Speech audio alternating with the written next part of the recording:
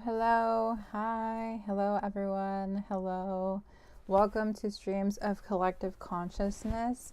It is a live stream I do every Tuesday and Friday normally, but today is a special occasion where I'm doing it on Wednesday. So I'm super excited to get into sustainable fashion, environmentalism, and social justice news. There's been a lot. Okay, there's been a lot happening with April Fools and with just fashion shows, and in general, just so much is just circulating in and around the industry, around the news. So, yeah, I'm excited to get into it. I am going to move over to this slide deck.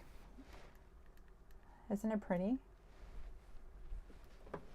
But we're gonna get into it. I use this Canva deck to really work out of to keep everything organized. So if you want this resource, it's going to be in a link in my description, so you can look at that. You don't have to watch the entire live stream, but hopefully this is just a resource for you and for us. And basically how the live stream functions is that I start off always at 4 p.m. Central Time. Like I said, my normal routine is Tuesdays and Fridays from 4 p.m. Central Time to around like 6:30. So that's where you usually find me. This is just a rare occasion. There was a lot of stuff happening in my life yesterday that I'll get into in a bit. But yeah, and then I immediately talk about sustainable fashion and then take a break, quote unquote break. I always forget to take the break. And then I talk about like social issues, any environmental / positive news happening. And then I watch fashion shows at the end, and then I end off with like miscellaneous things like gaming or anything that like pops up that is of interest, I will talk about. And if you ever want to submit something where I talk about a certain topic or whatever, you can fill out the submission form. That's right here. It's also in the link in my bio, in my description. It's down below in the description. And then while you check out that, there's also a About Me page here, so you can learn more about me right there while you check the audio.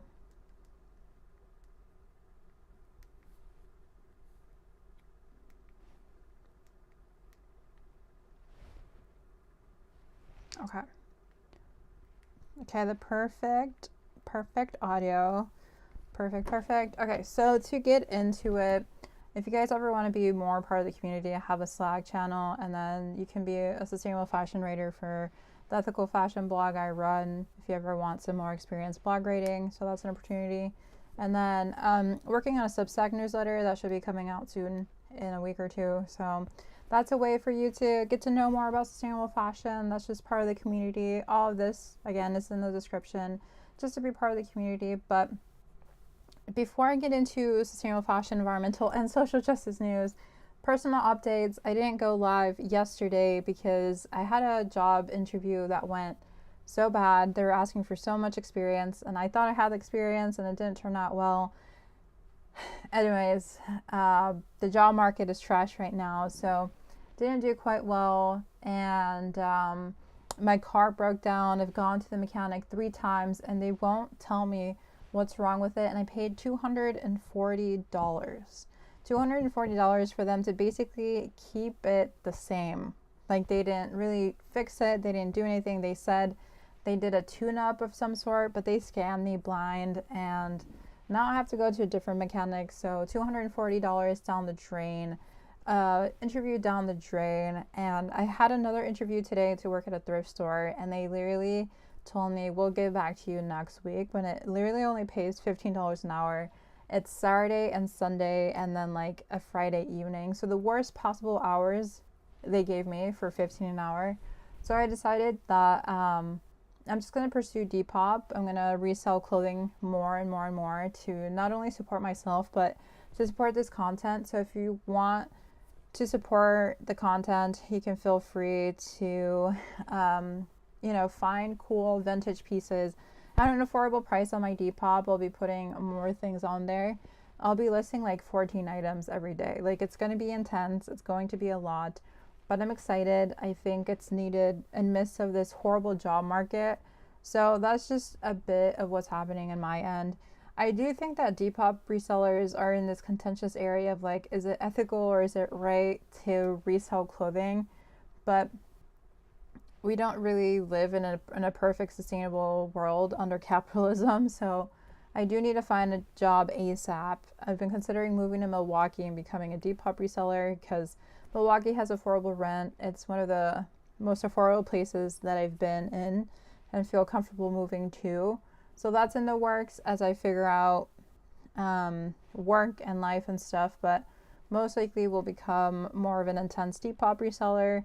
That's like the only avenue I really see while I do interviews that are just not working out. And then I've been trying to find a studio here in my home city, and it's just $2,000 or $3,000 for a studio. It's just so unrealistic. And Milwaukee, Wisconsin is like super close, so I'm probably going to move there. Honestly, I'm gonna see if I can find any roommates or a studio for $1,000 in the future once I save up.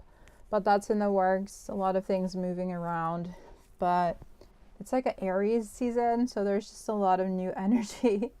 But excited to move forward and like see what works, especially with jobs and affordable housing. So there's a lot going on, and content creation is like a huge part of like what I want to do in the future. So I'm going to continue live streaming for years and years and years and years and years and years. So I'm not going anywhere. Like, I say this to everyone, but I've just been live streaming for 2 months and it's the beginning. Like, no one starts off with a huge audience. No one starts off with a huge platform. And I've only literally been live streaming for 2 months, and I'm planning to do this for 5 years, 6 years, 7 years, as long as I can.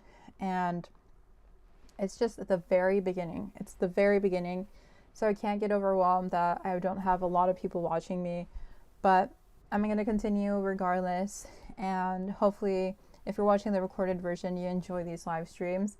And yeah, it's going to take a while for me to like just have more people invested in sustainable fashion and the opinions that I have to say and the things that I do. But I know it's going to work out. It's going to work out. And I'm just really happy for those that are listening and care. If you're watching the recorded version, which you probably are, thank you so much. But yeah, that's pretty much it for now. Just struggling with work, struggling with the ethics of becoming a full-time reseller, but most likely that's the direction I'm going to lean into. And then probably foreseeably move to an affordable city as a way to move forward with my dreams and content creation. So that's in the works, and hopefully I can watch this live stream back and like see how much I've grown and how much I've progressed within a year. But yeah, hopefully the live streams also get better and better and better for y'all, and y'all just enjoy these more and more and more. But without further ado, I'm going to get into the news. So there's been, again, like I said, a lot happening, and it's exciting, but sometimes it's overwhelming in the sense that there's so much to cover, so much to investigate. But you'd be surprised how much of an amazing feat so many people put together every single week across the nation. Like, often enough we think sustainable fashion is maybe not realistic given all the problems in the fashion industry, but there's like so many people coming together to make small changes happen, and it's really inspiring. It's just, I don't have all the time to cover everything that everyone is doing, but you know, we take it one step at a time. And one of those great things that have been happening has been recently seen with a Vogue article where they covered how we basically live and die, right? But we're earthbound, and why is it not accepting it? We're earthbound. If we let this work, is there problems with the Wi-Fi?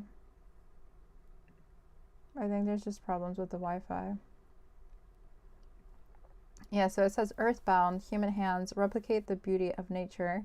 So it explains that there's an Earthbound exhibit, and basically a couple people just carry the imprints of Mother Earth within it. And I always love when the robot voice or like a narrator can read it. But basically it says that there was a gallery in early February and then in early March where you could find yourself face to face with a man-made COPSE cups. There is crooked bamboo columns, stands mere inches from the ceiling, and there was branches where there was shirts hanging from them, and all against lavender, aquamarine, and magenta fabrics coated in earthy, almost dusty wash. And then there was also like other bamboos and like mannequins scattered around. So basically the exhibit allows you to feel like you're entering a forest, and the clothes are positioned so the visitors could weave around them as they would navigate a forest. And on the far end there are clothes hanging above, because when we enter a forest, things are not just growing from the ground. And this is one of their pieces, which is super cool. It used fabrics by artists, all centered around nature. It looks like a leaf. I really like it. It's really pretty. And then there's another installation about natural materials and individual consumption, and printed on one of the walls says they invite us to consider the ethical consequences of what we create and to be mindful in representing ourselves as stewards of the earth and carers of others. So there's like a lot of great designers critically thinking about what's happening in the fashion industry.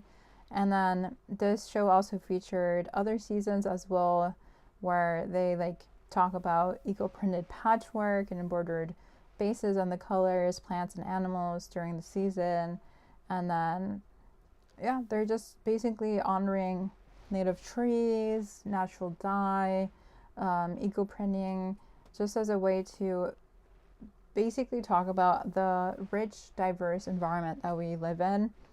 And these are some of their things that they've worked on to represent nature in fashion, which is super cool.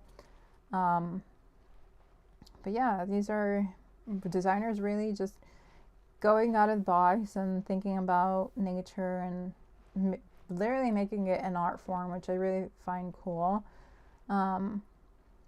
Yeah, so yeah, there's a lot of text here, but basically they all just created distinct looks, incorporating and mirroring nature, invoking flowers in full bloom, expansive blooming forms, and just felt like an art show and a trunk show where people could appreciate the work but also try on the clothes.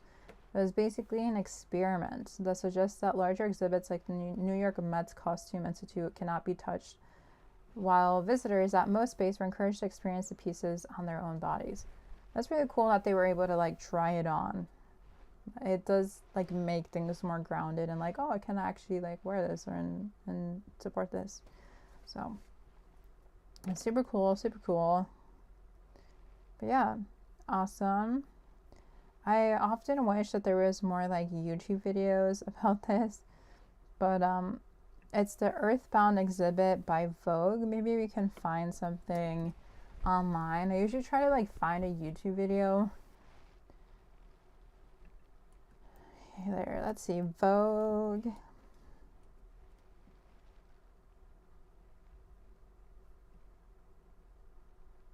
No, it doesn't say anything, or there's nothing here. So yeah, unfortunately there's nothing really here from that exhibition. Sad. But moving on to other news, I've also recently been seeing that there's Shein Mexican pop-ups come up everywhere in Mexico, which isn't like truly that surprising to me, because informally a lot of entrepreneurs have been making their own pop-ups without the authorization of Shein. But now Shein has officially done their own pop-ups, and I think it's just because they've seen how much local entrepreneurs are like actually trying to like make Shein stores happen, and they're like getting into the game themselves and trying to make a buck out of Mexico's or Mexicans' interest in having like physical stores versus like ordering online. I'm trying to get to the TikTok, but like I'm struggling here. Oh, it's working. Nope, it's not working. So let's go over here. That's what I've been trying to do. So let's pull up the TikTok where it shows the opening of the pop-up. What is this?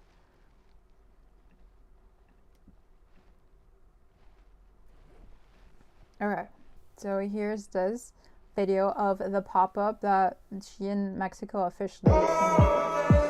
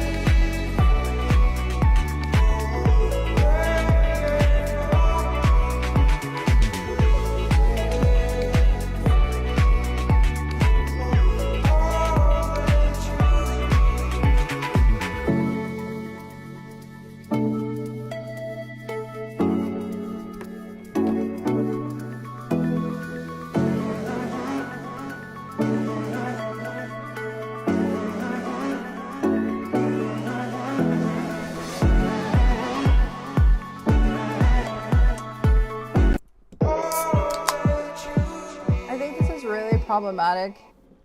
I think this is really problematic because like we don't need more Shein stuff, obviously, but like they really want to compete against all these other entrepreneurs that are doing their own, you know, informal Shein pop-ups that they honestly don't have the permission of Shein to do, and now they're like really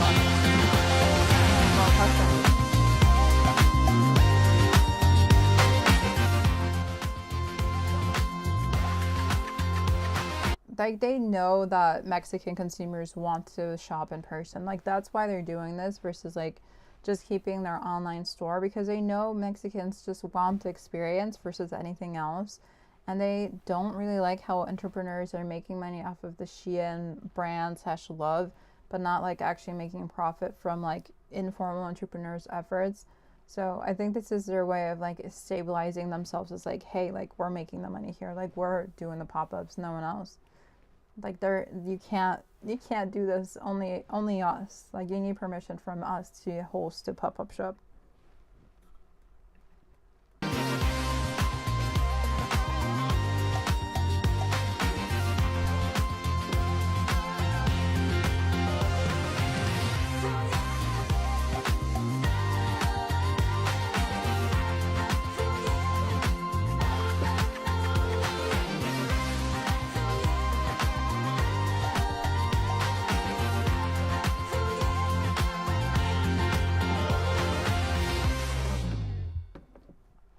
So as you can see, like they're making it seem like it's a whole thing. It's so beautiful, so pretty, like it's exciting, blah blah blah. And even if you notice here, like their captions are in Spanish, are in English. Like they're targeting almost like privileged English-speaking Mexicans who are able to go to these sort of events and like invest in this almost like Americanized culture, which is really weird.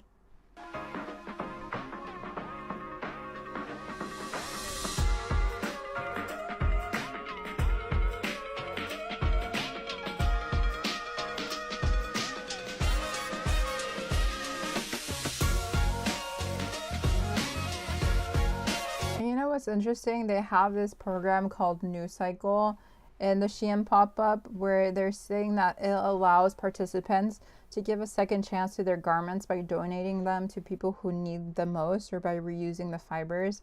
So I'm not really buying this whole like upcycling / sustainable fashion thing, but I do think they're trying to come off as like not only like the experience, but still caring about the earth in some way when they're essentially bombarding landfills with their cheap stuff. So like I would love to know the logistics of the next cycle. But if you also notice, like all of this is in English. Like they're trying to target the fresas, the privileged, the more Americanized Mexican consumers, and make it feel like they're part of this new wave of like it items or it topics. Like I just feel like they're making sustainable fashion this like almost trendy, I don't know, like trendy, superficial thing. But like sustainable fashion should have a deeper meaning than just like tossing your old stuff in the next cycle bin and like calling it a day, or like calling it as a photo op or something to like put on social media. I don't know, like I wish I knew how this was going to function so I could have a better idea of like what Shein is actually doing, because from now on, like I'm just kind of like, what even is this?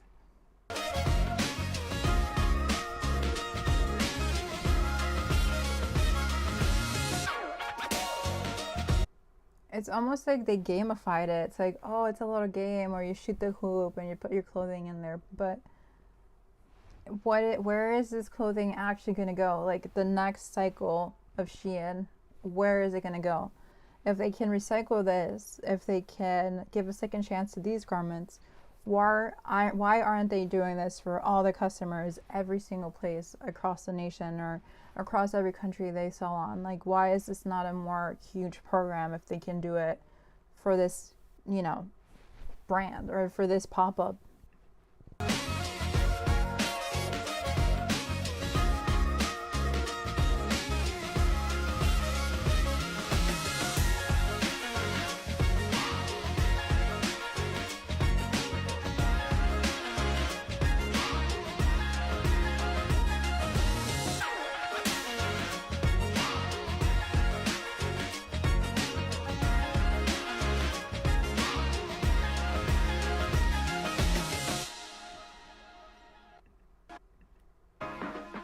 I don't know. It says the Shein Cycle MX is a hashtag. So I kind of wonder, like, if they made more content about this, but they keep showing, oh, you know what? Maybe they get extra credit or extra points if they donate their clothing, and then they get to like sign up to the Shein credit card. I think that's it. Oh, this has been around. This has been around. This is 2024.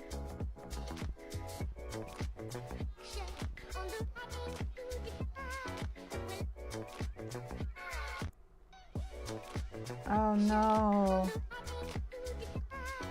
So this has been around. These pop-ups have been happening. No. So what do they do with the clothing? That's the question. 2023?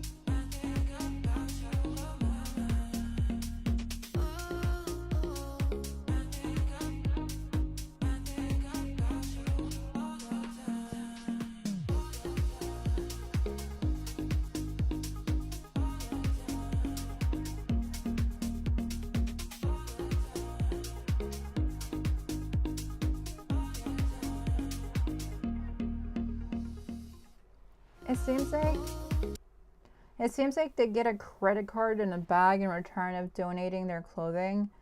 And this has been around since 2023. This is not even new. Why have I never heard of this? What? Okay, story time. Fui al pop-up store de Shein, o como le digas. Pero aquí no es una experiencia de cómo me fue. Pero eso no es el punto. El punto es el siguiente. Fíjense. Yo me estaba pasando bien padre aquí, tomando mis fotitos y mis videos para enseñarles cómo estaba, ¿no? I need her to talk a bit faster.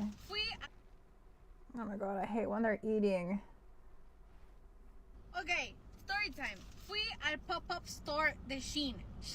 Sorry, let me go back. I don't think I can be able to hear her because she's eating. It hurts my brain, but maybe there's like some way of knowing what they're actually doing with this like upcycling or the next cycle thing. I had no idea they were doing this in their pop-ups. I just found out that they had pop-ups happening. But a lot of informal entrepreneurs are doing this. Let me see what comes up on Google. The next cycle, Shein, Mexico. Oh my gosh, I never have heard of this. This is like literally so surprising. The next cycle is Shein. So there's an article from El Mexico, but it's in Spanish. Okay. is recently published. It says the next cycle of Shein is all about circular fashion, offering spaces for donations in their pop-up stores in different parts of the Mexican Republic. Oh my god. No. So basically, it's a new way of distributing and producing. What? Antes las nuevas formas de distribución. Oh my gosh.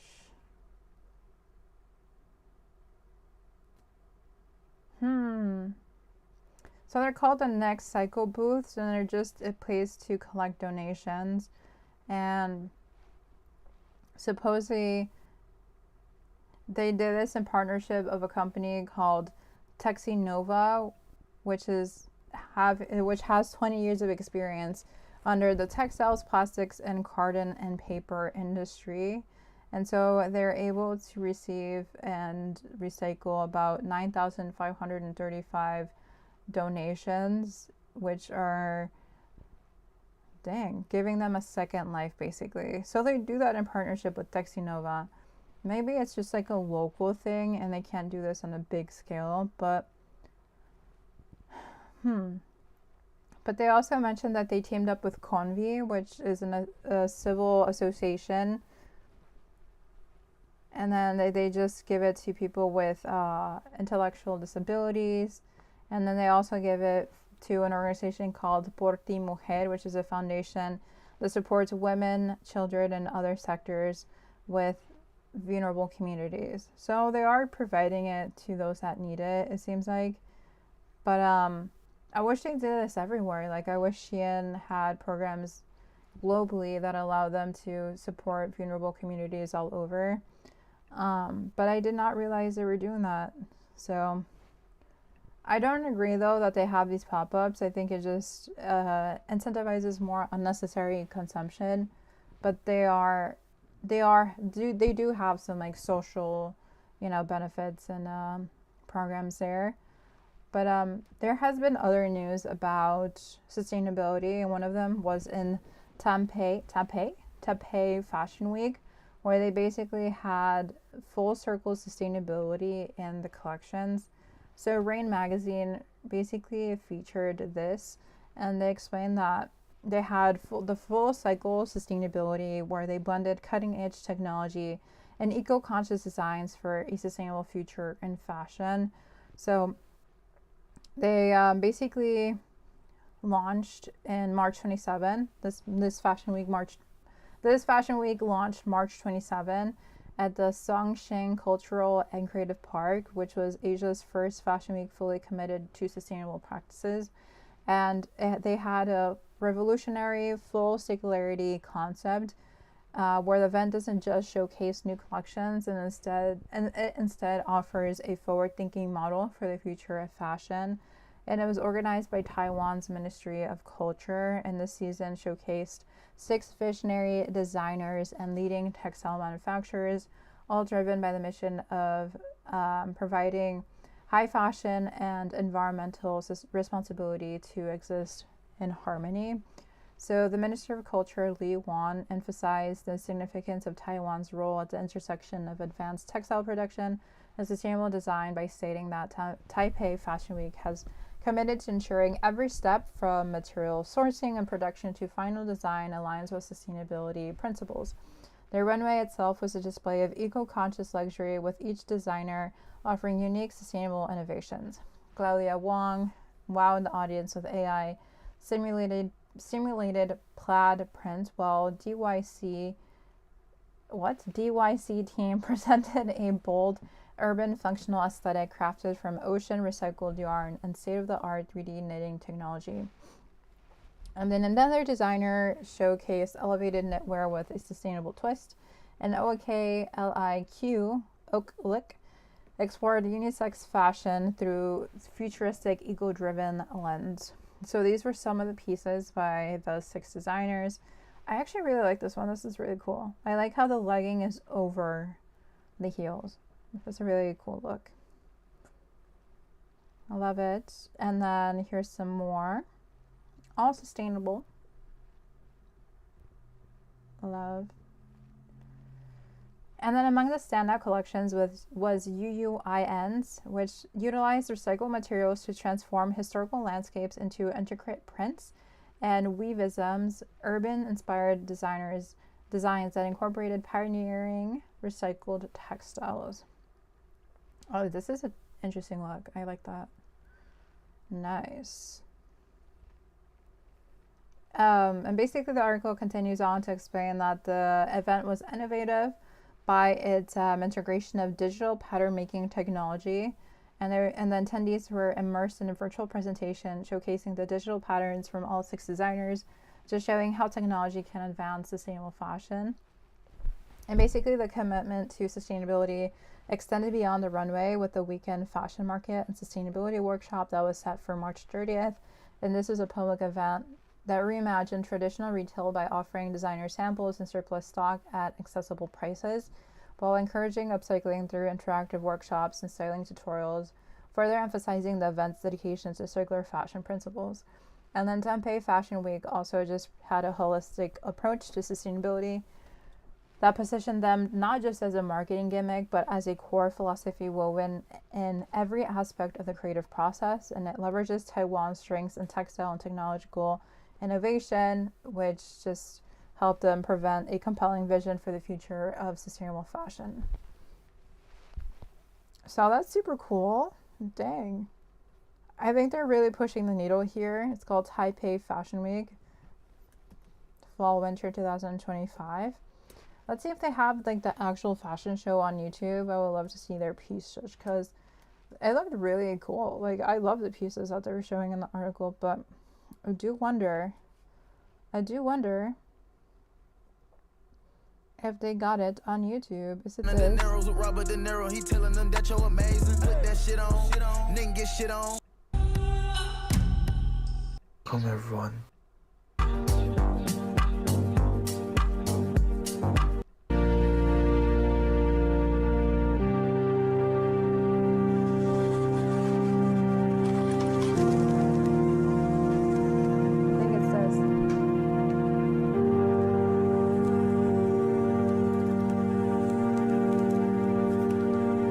I love this song.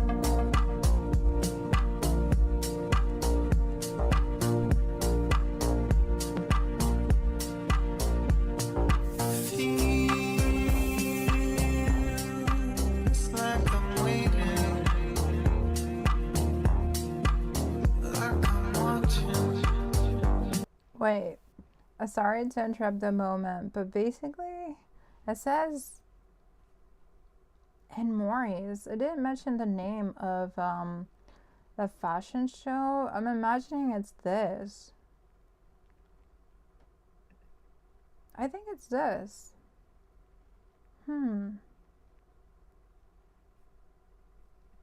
Let me double check the YouTube channel just in case. They have multiple different shows, so that's why I'm kind of confused.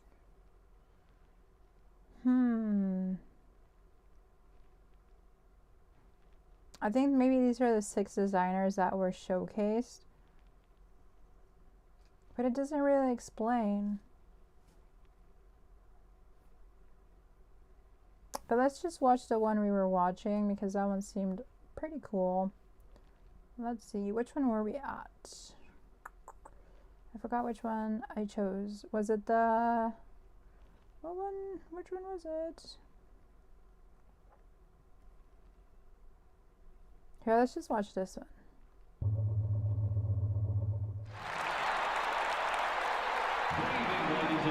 Oh, like this. And welcome to tonight's game. It's time now to meet the starters for this evening's game.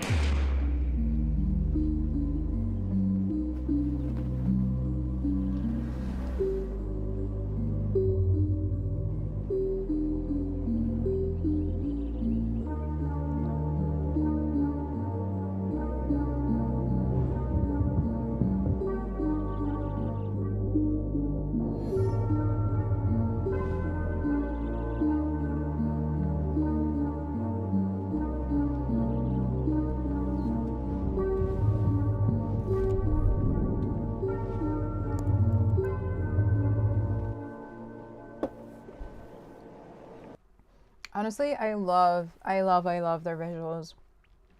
I think they're so great on what they do, and there's so many visual elements of like everything. So I definitely recommend watching their fashion shows. For the sake of time, I'm gonna move on because there's a lot happening in the industry, like I said. And one of the things I want to talk about is how Stockholm fashion industry is basically making a comeback, which I was not expecting. But basically, 6 years after it was abruptly canceled, the Swedish event will return this June, and for the first time, it has the government backing.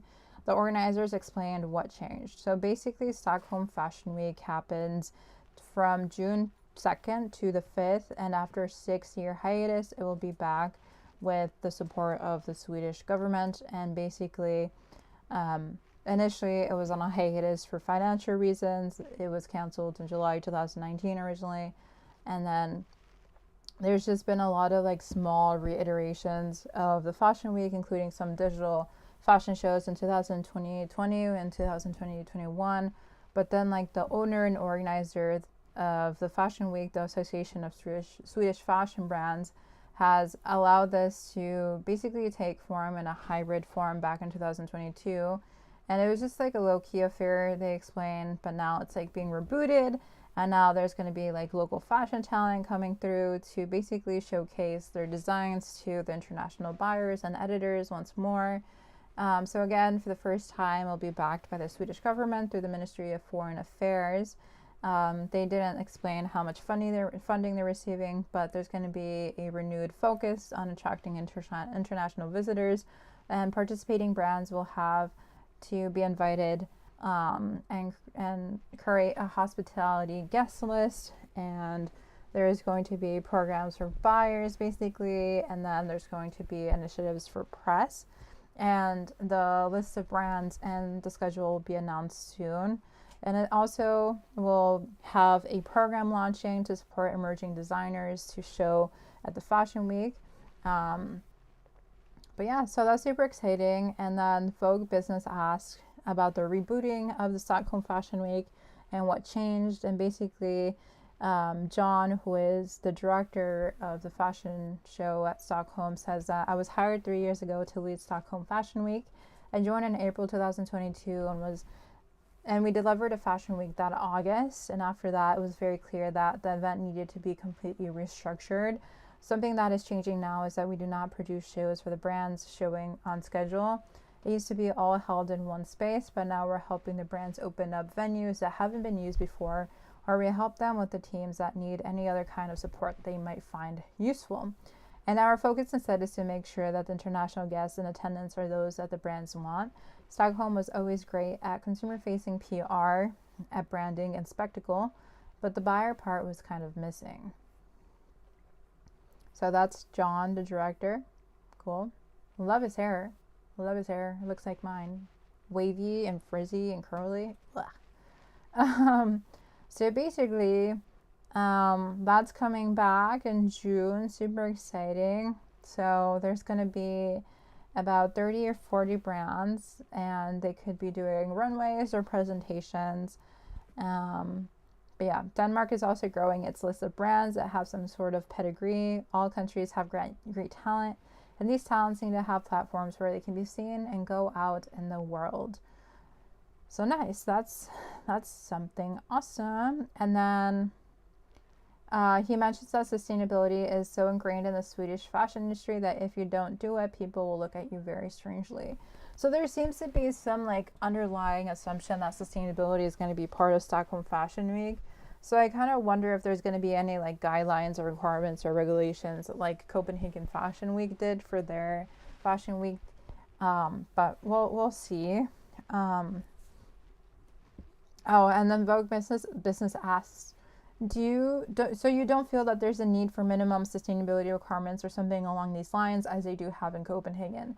And he responded, we feel like it's not a good long-term solution to make sure brands align with the 2030 goals and the textile strategy from Europe.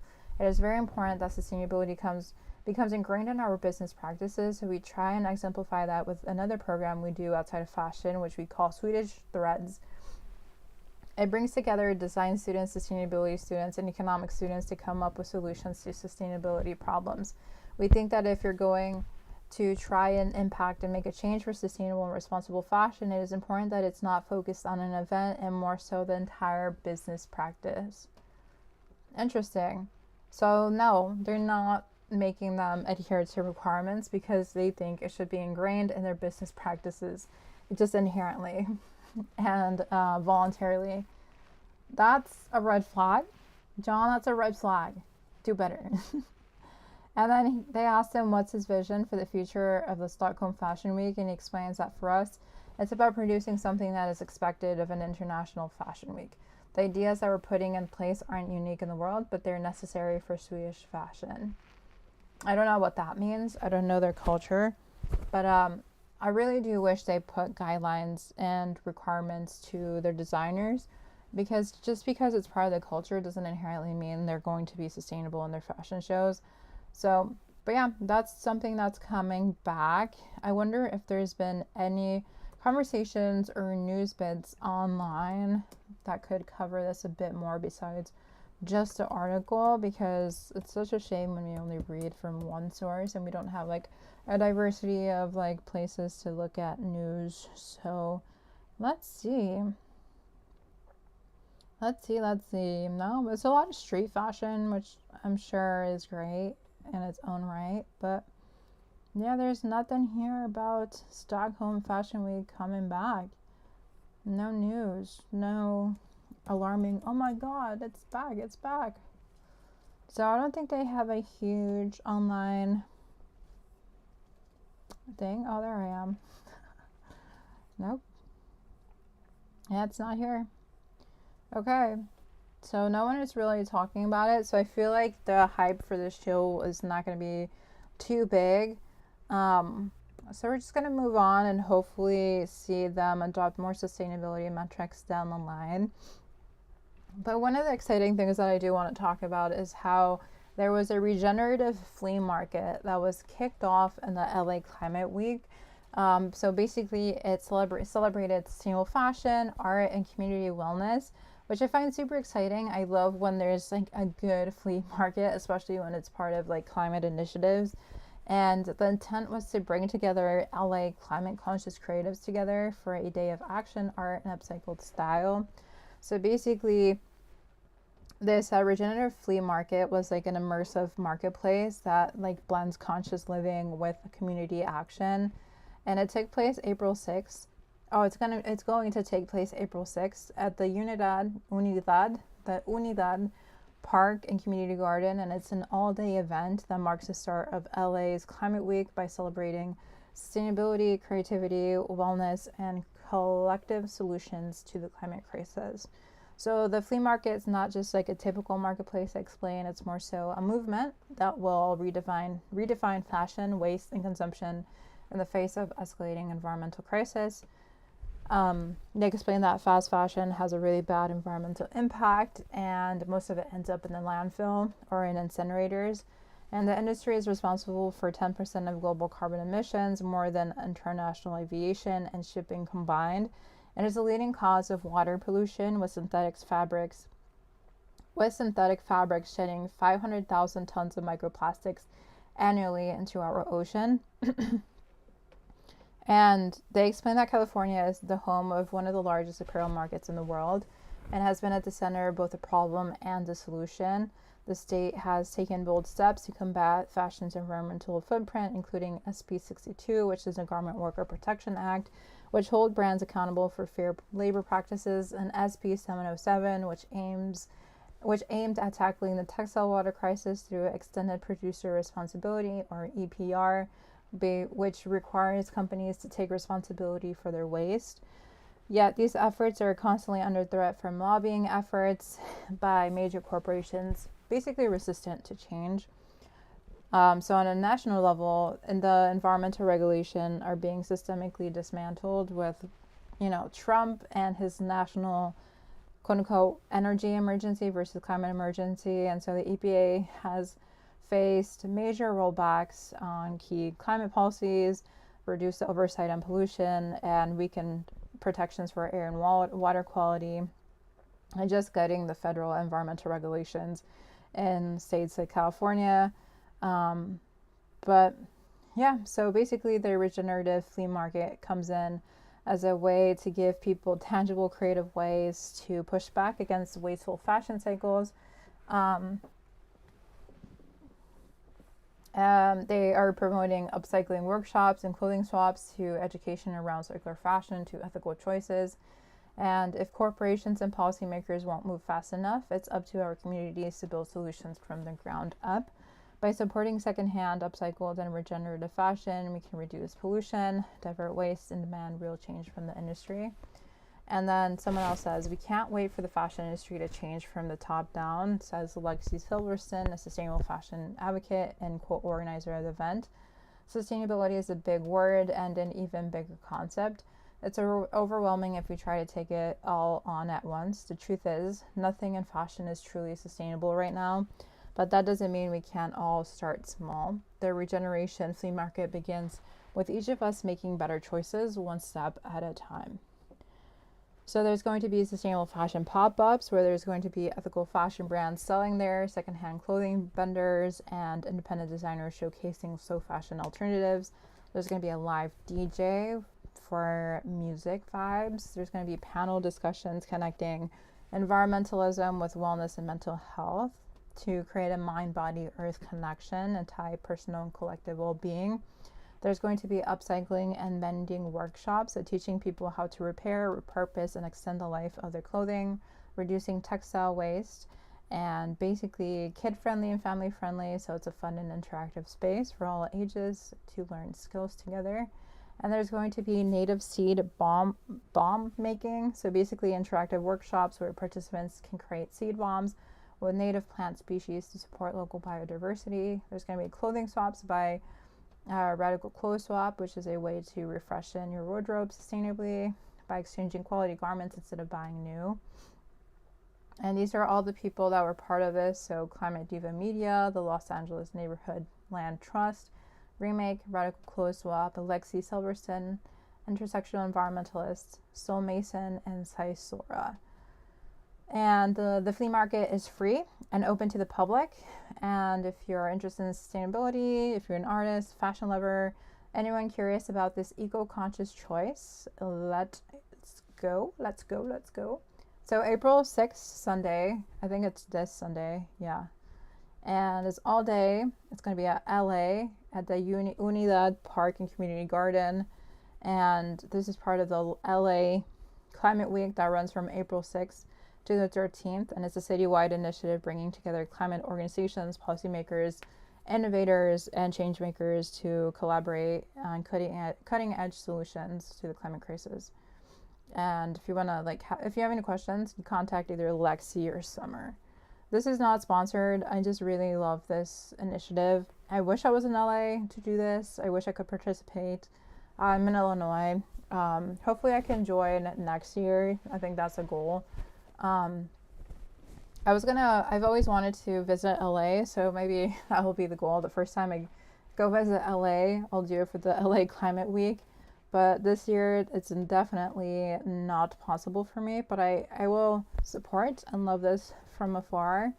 I love the posters. I love the content over here. It's really cool. So, yeah. Oh, you can download the content? Oh, la la.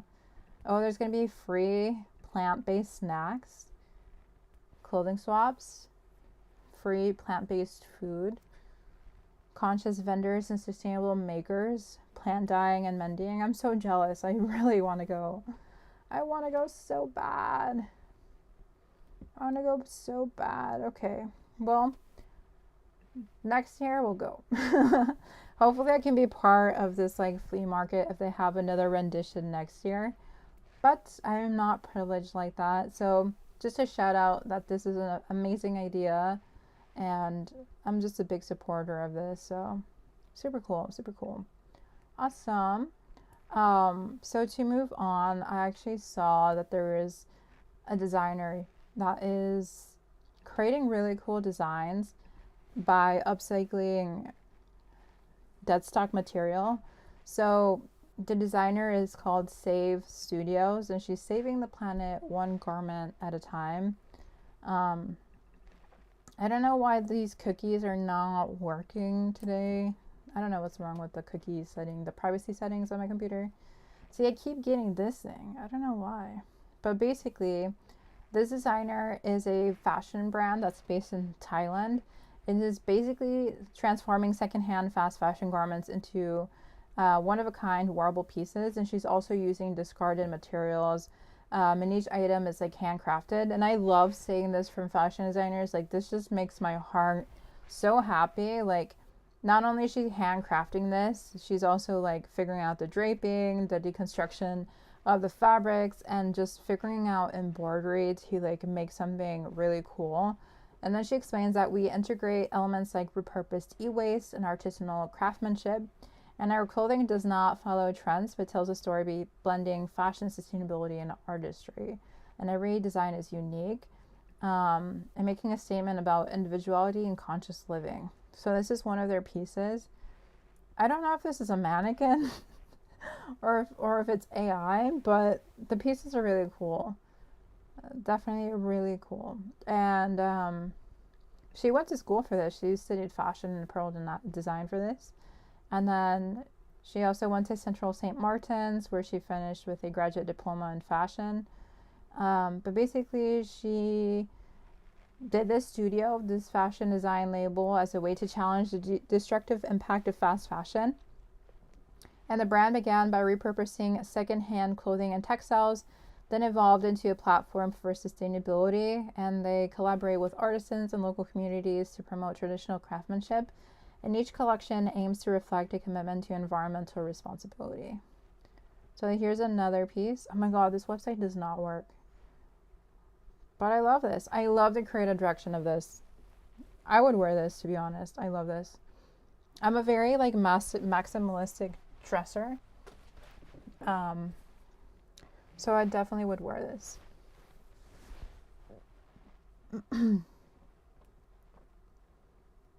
They also explain that this fashion brand doesn't mass produce or follow seasonal trends. Each piece is handcrafted using upcycled materials. Wait, what if we use robot voice to read this?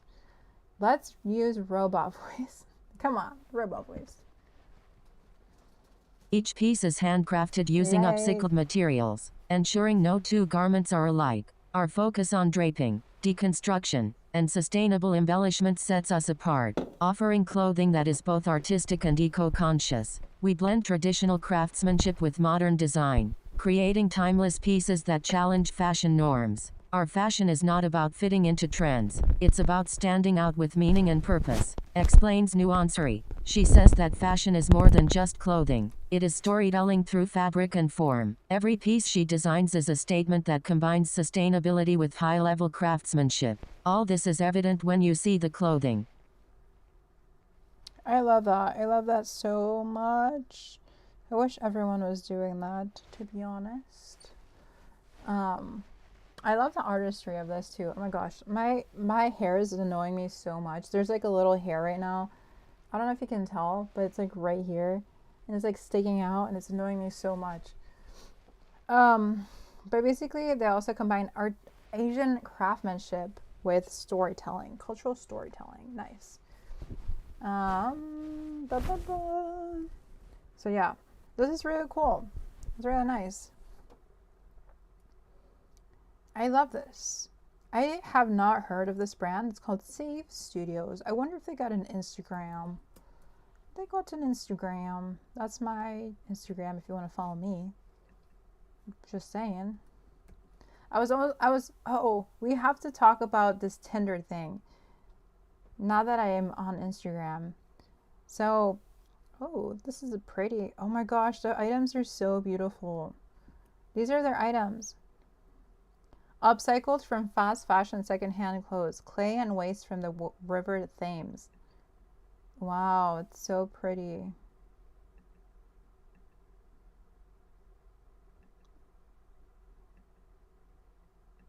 Oh my gosh, I love it. It's very ethereal. Here's another one. Wow. Here, let's have AI read it. Or not AI, I mean the speech. SAVESTUDIOS Spring Summer 2025-2100. End of the world in SAVESTUDIOS' hands. The clay pipes are transformed, incorporated into garments as tactile reminders of history's persistence. The rough texture of these materials juxtaposes with the delicate fabrics, creating a visual and sensory experience that speaks of both decay and resilience. The drama and beauty that can arise from chaos and destruction. SAVESTUDIOS covers their garments with clay and waste from the River Thames. This tactile choice serves as a powerful metaphor for the earth and the aftermath of disaster. The clay, simultaneously beautiful and unsettling, speaks to the dirtiness of fast fashion and its insidious impact on our planet. The dresses, though visually stunning, bear this weight of reality, urging viewers to confront the environmental consequences of consumerism. SAVESTUDIOS' work challenges us to see beyond the surface, to understand the deeper implications of our consumption and its effects on the planet. Wow. Yeah, I think these are beautiful pieces and they do talk about very important things. I love this so much. Wow. Okay, perfect. Well, I love this. Oh. Eek, yikes. Okay, so we're going to move on in the sake of time. But I was looking up Tinder because they recently came out with this like program called X-Cycle. Yeah, I think it was X-Cycle. Where is it?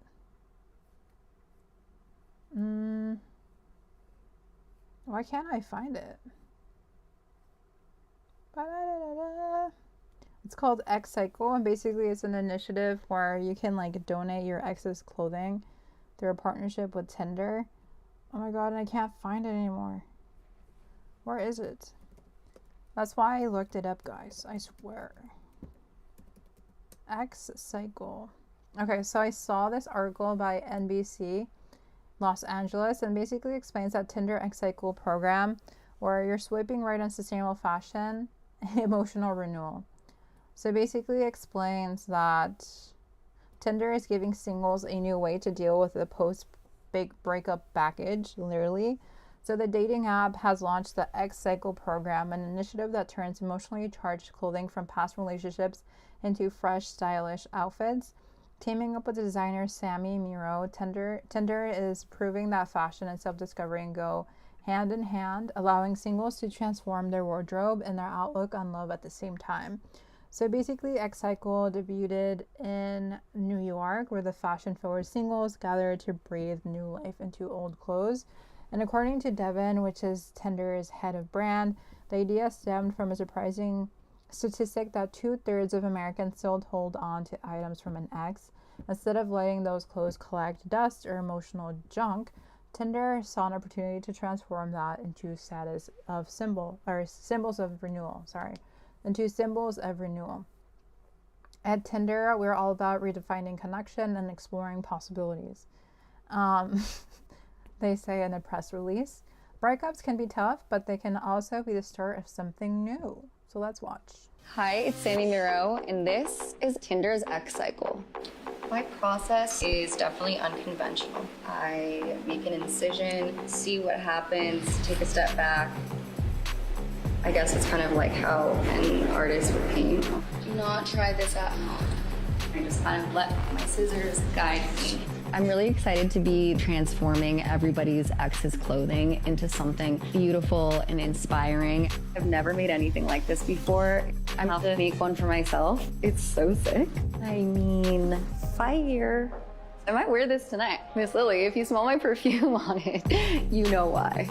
We're basically just taking the most interesting parts and making sure that those are highlighted. I mean, this is quite cute as is. I would wear this.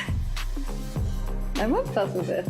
The final looks will be revealed on March 22nd at Tinder's X Cycle event in New York City. Come see the reveal and hang out with your girl. She was like really going at it with those scissors. She like almost pointed them to herself at the end. Did you guys notice that? She like went, it's like, oh gosh. Oh. Oh my god. But yeah, I mean, I don't really know how to feel about this. It's just a weird collaboration.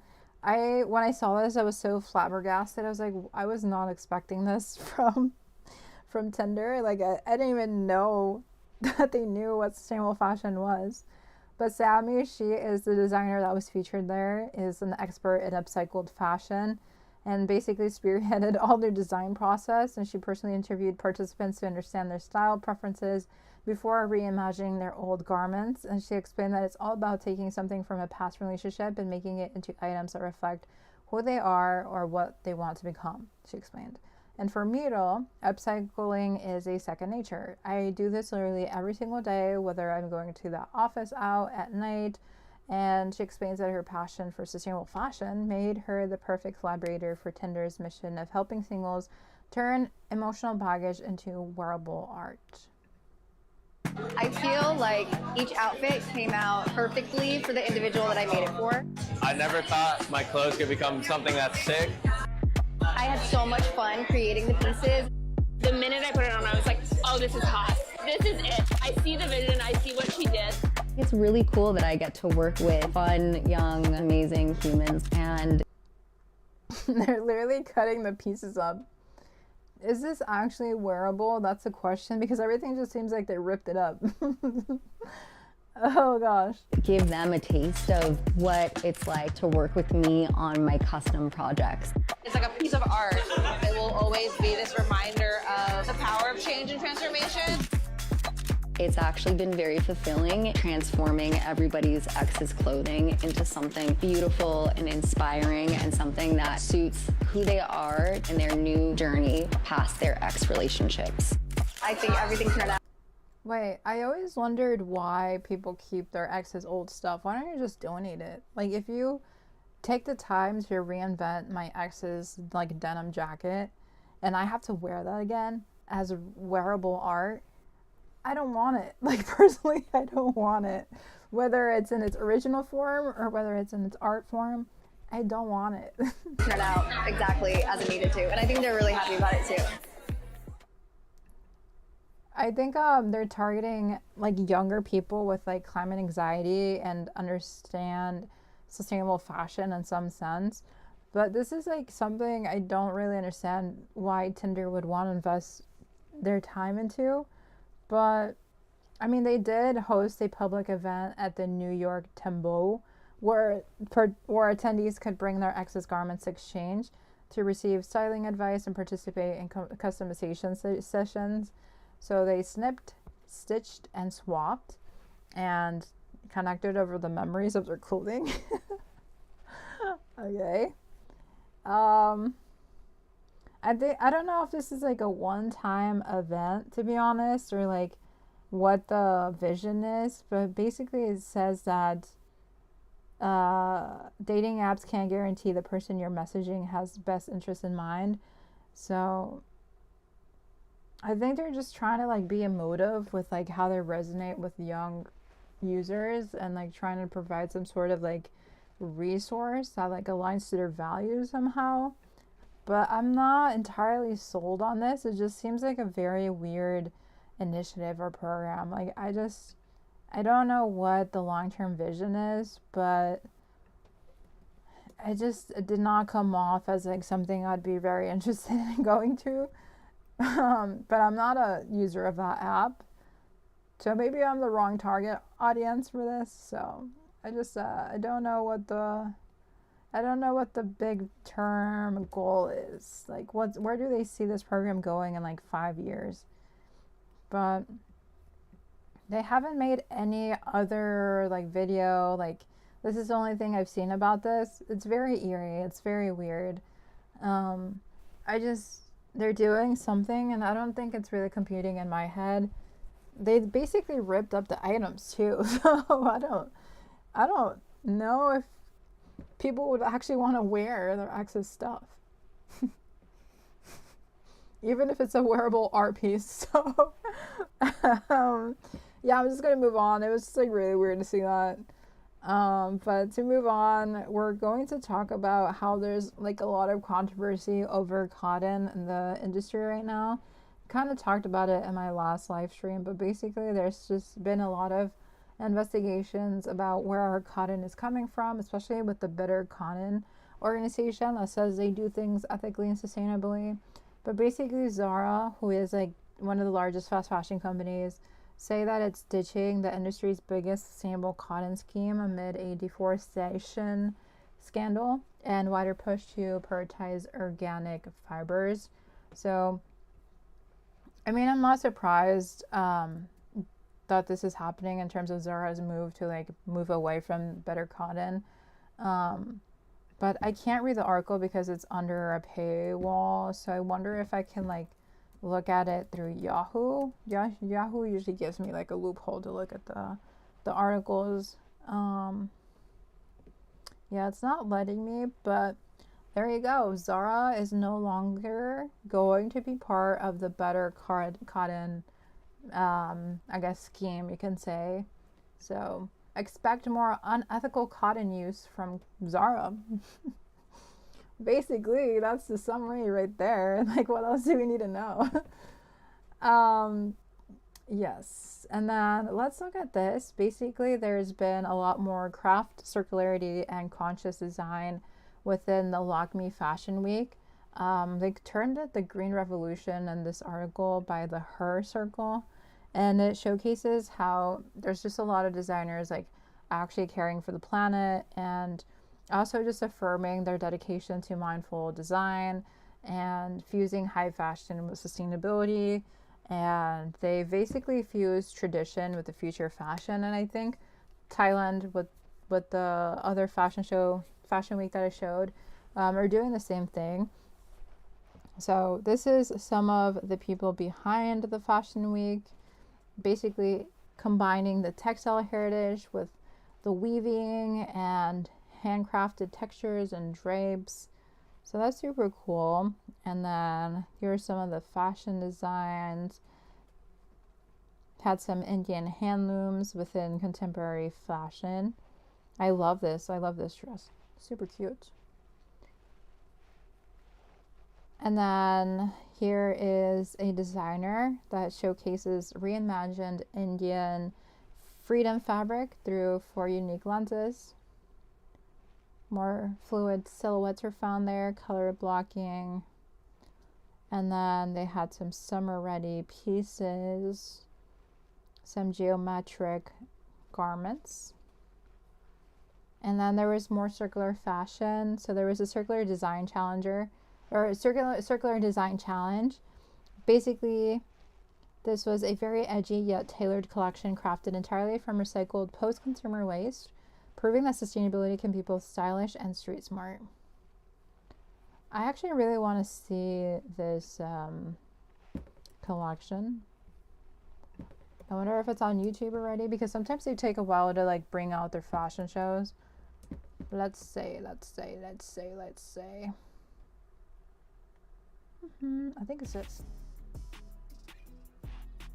Yes, it's this.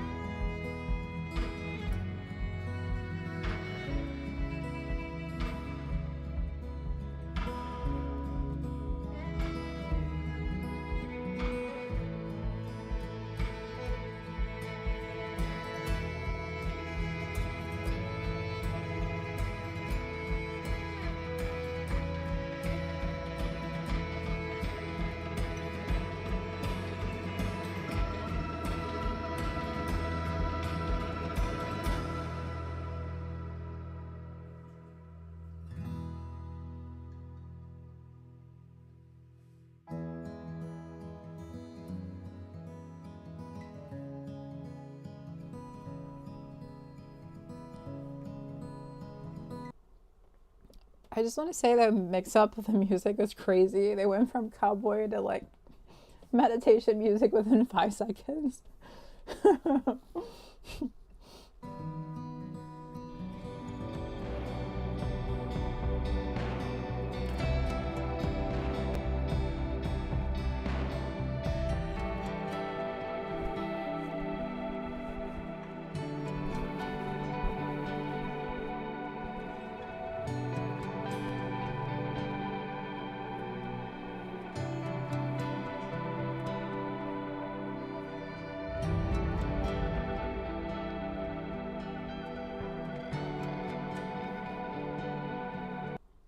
I just want to say I don't know what's happening with this music. It just does not match the vibe of the collection whatsoever. I'm kind of confused what's happening.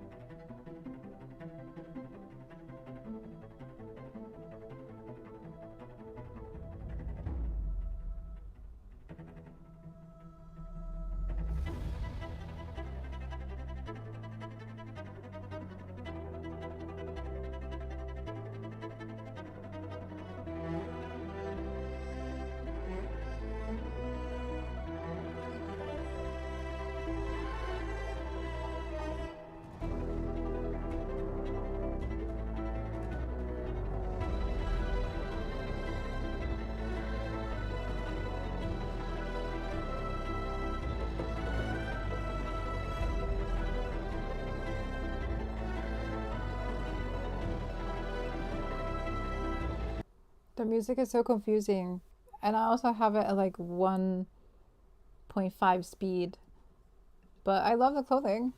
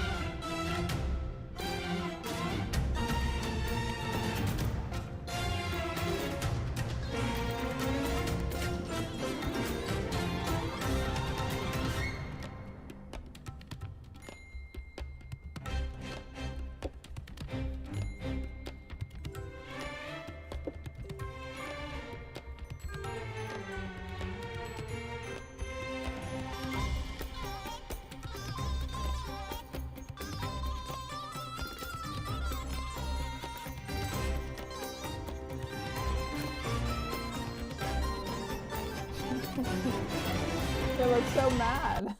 They look so mad. They look so mad. Oh.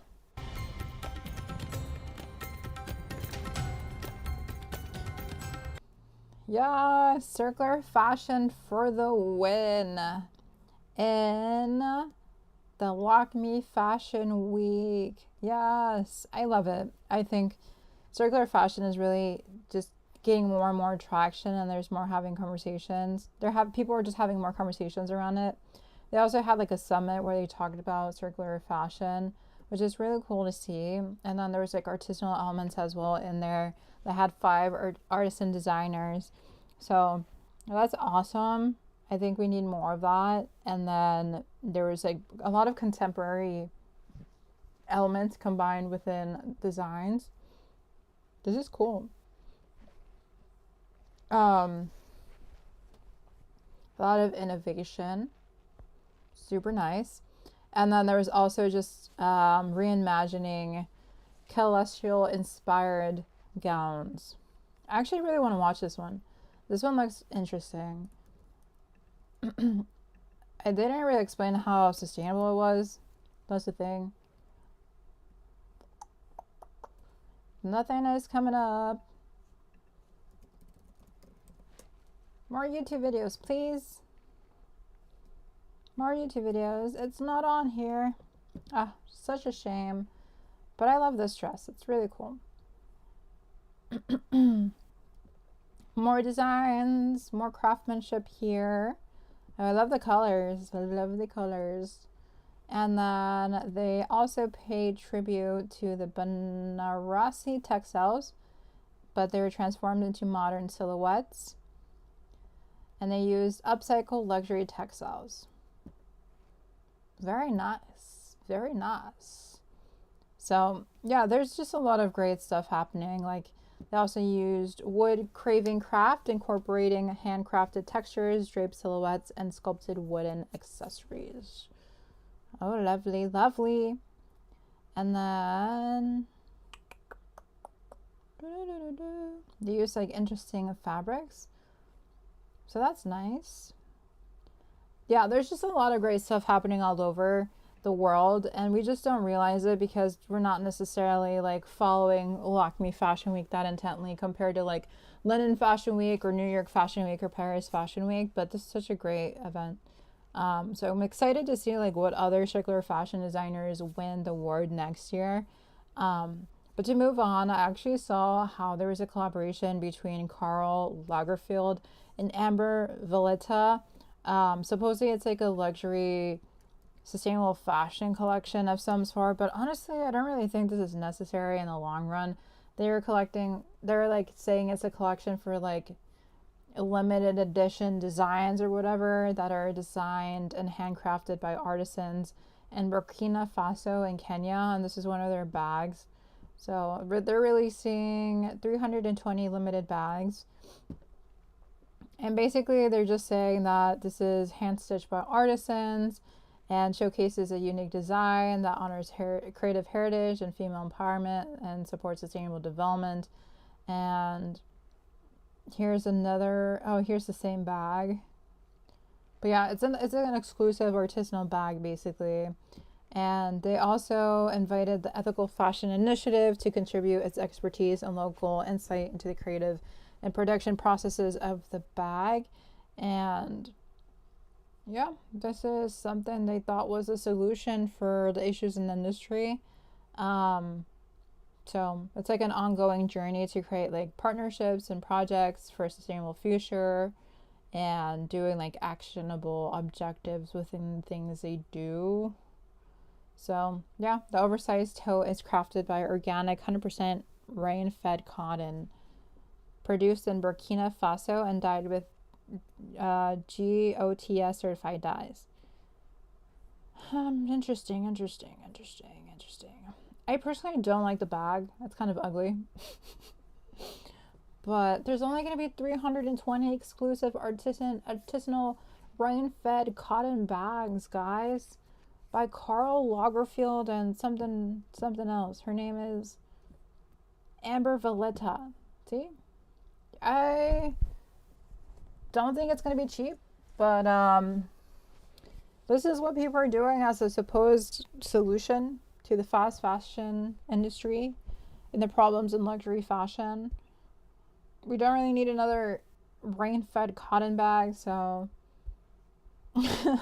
yeah, this is just not necessary whatsoever. It's just very funny to think that they think this is a solution. But I mean, it does give jobs to artisans, that's for sure.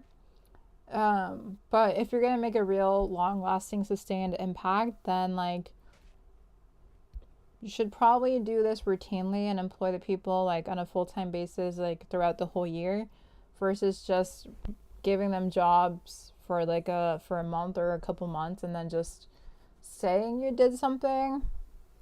Like if someone just gave me a job for 2 months, like that doesn't really help me in the long run. So just saying, just saying, just saying. Oh, and then another thing that I saw is that there's going to be a Conscious Collection Fest that is, I think where did I see it was going to happen? Arizona? No, it's not. No, Omaha. Omaha is having a vintage, secondhand, pre-loved fest to showcase sustainable fashion shows, and it's centered on community and slow fashion, and with an intention to uplift the sustainable fashion scene in Omaha. That's what it looks like. It's a 4-day event from April 3rd to the 6th, and it's going to be in partnership with a lot of local businesses. So the first day, there's going to be a clothing swap. Love it. You can drop off your items. There's going to be a true cost screening. It's going to be a panel and then the swap at the end. The tickets are $20. Wait, where's Omaha at? Am I dumb? Where's Omaha? Omaha. Omaha. Is it in Nebraska? Omaha, Nebraska. Yes. And then April 4th, there's going to be a sustainable fashion showcase. Honestly, I love seeing this. It just reminds me that there's people all over the nation doing something and they actually care. Like, who knew that slow fashion or ethical fashion could exist in Omaha, Nebraska? Omaha, Nebraska. There's going to be food trucks, fashion, and community. So you can like eat at 6, fashion show at 7, and shop, and mingle at the night. And then there's going to be couture and cocktails April 5th. There's going to be doors opening at 6. I already said that. Doors open at 6. Designer panel and showcase at 7. And then more mingling at 8. Free for everyone. And then again, the same thing. Mend and mingle April 6th. There's going to be a visible mending workshop. And then you can mend and chat with designers. Yes. But yeah, this event is focused on creating community within the sustainable fashion scene. With the chaos and the late stage capitalism that seems to permeate our everyday existence, we want to invite in a slower, kinder, more intentional way of being and connecting and shopping. Love it. And they explain that clothing is a basic need and we're never going to tell anyone not to shop.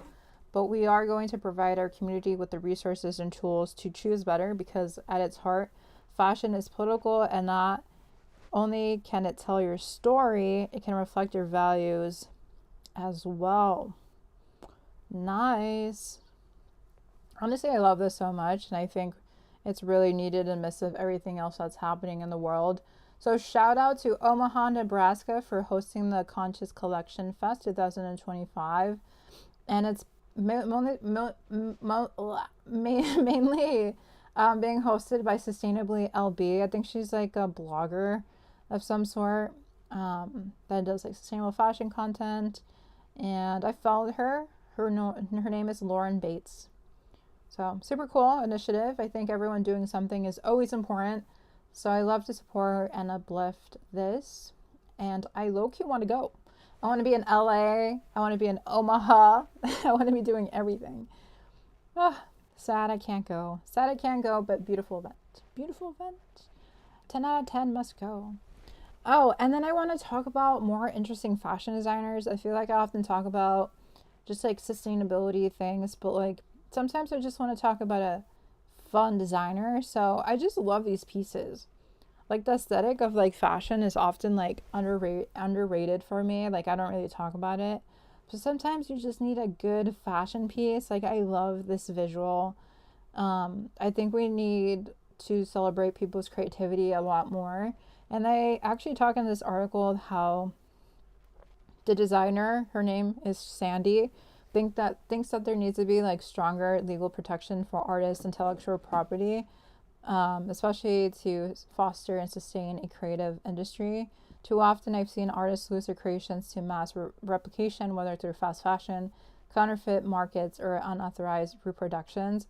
Without proper enforcement of copyright and design rights, original creators are left vulnerable and their work is devalued, and implementing better laws and stricter enforcement can help artists retain control over their work and ensure they're fairly compensated for their creativity. And then beyond illegal protection, society needs to shift its perception of art and design as something valuable rather than disposable. Many people overlook the effort, research, and craftsmanship that go into creating pieces of art or design. When creative work is respected and recognized for its significance, it encourages a healthier, more thriving industry. Education plays a crucial role in this, teaching people from a young age about the importance of originality, the impact of art, and the ethical implication of copying or undervaluing creative labor. And she's like super creative. Like, I love her work. All this is like so visually alluring and captivating for me. Like, I don't know how she does this or how she sees this, but like to capture it, oh, it's amazing. And then they ask her like, what do you find most rewarding about being a creative? And she explains, art is one of the most powerful forms of self-expression. And for me, the most rewarding part of being an artist is the ability to communicate beyond words. Through my designs and creative works, I can share emotions, ideas, and narratives with people who may not speak the same language or come from the same background. Art has the unique ability to transcend barriers, allowing for a deep and personal connection between the creator and the viewer. And the ability to evoke emotions and spark inspiration in others is incredibly fulfilling. And another rewarding aspect is seeing how people interact with and interpret my art. Art is not just about creating something visually appealing, it's often crafting an experience, a story, or a feeling that resonates with others. When someone finds meaning in my work, whether it's a piece of jewelry, fashion, or an installation, it reinforces the idea that creativity has the power to influence, heal, and inspire. Knowing that something I've made can hold sentimental value for someone else is a beautiful and motivating experience. Very nicely said. She will be graduating from Parsons in 2025. A Parsons fashion designer. I love her work. It's very, very unique. Very talented. So I love this. I love all this. So I will definitely follow and support her work. I wonder what this is. She's a co-founder of the Rabies Dog, handmade in NYC. Oh, she does jewelry. Nice. I will follow. Okay, so to move on, I'm going to go on to talk about, let's see. Oh, so there's going to be a annual sustainability week that I just found out.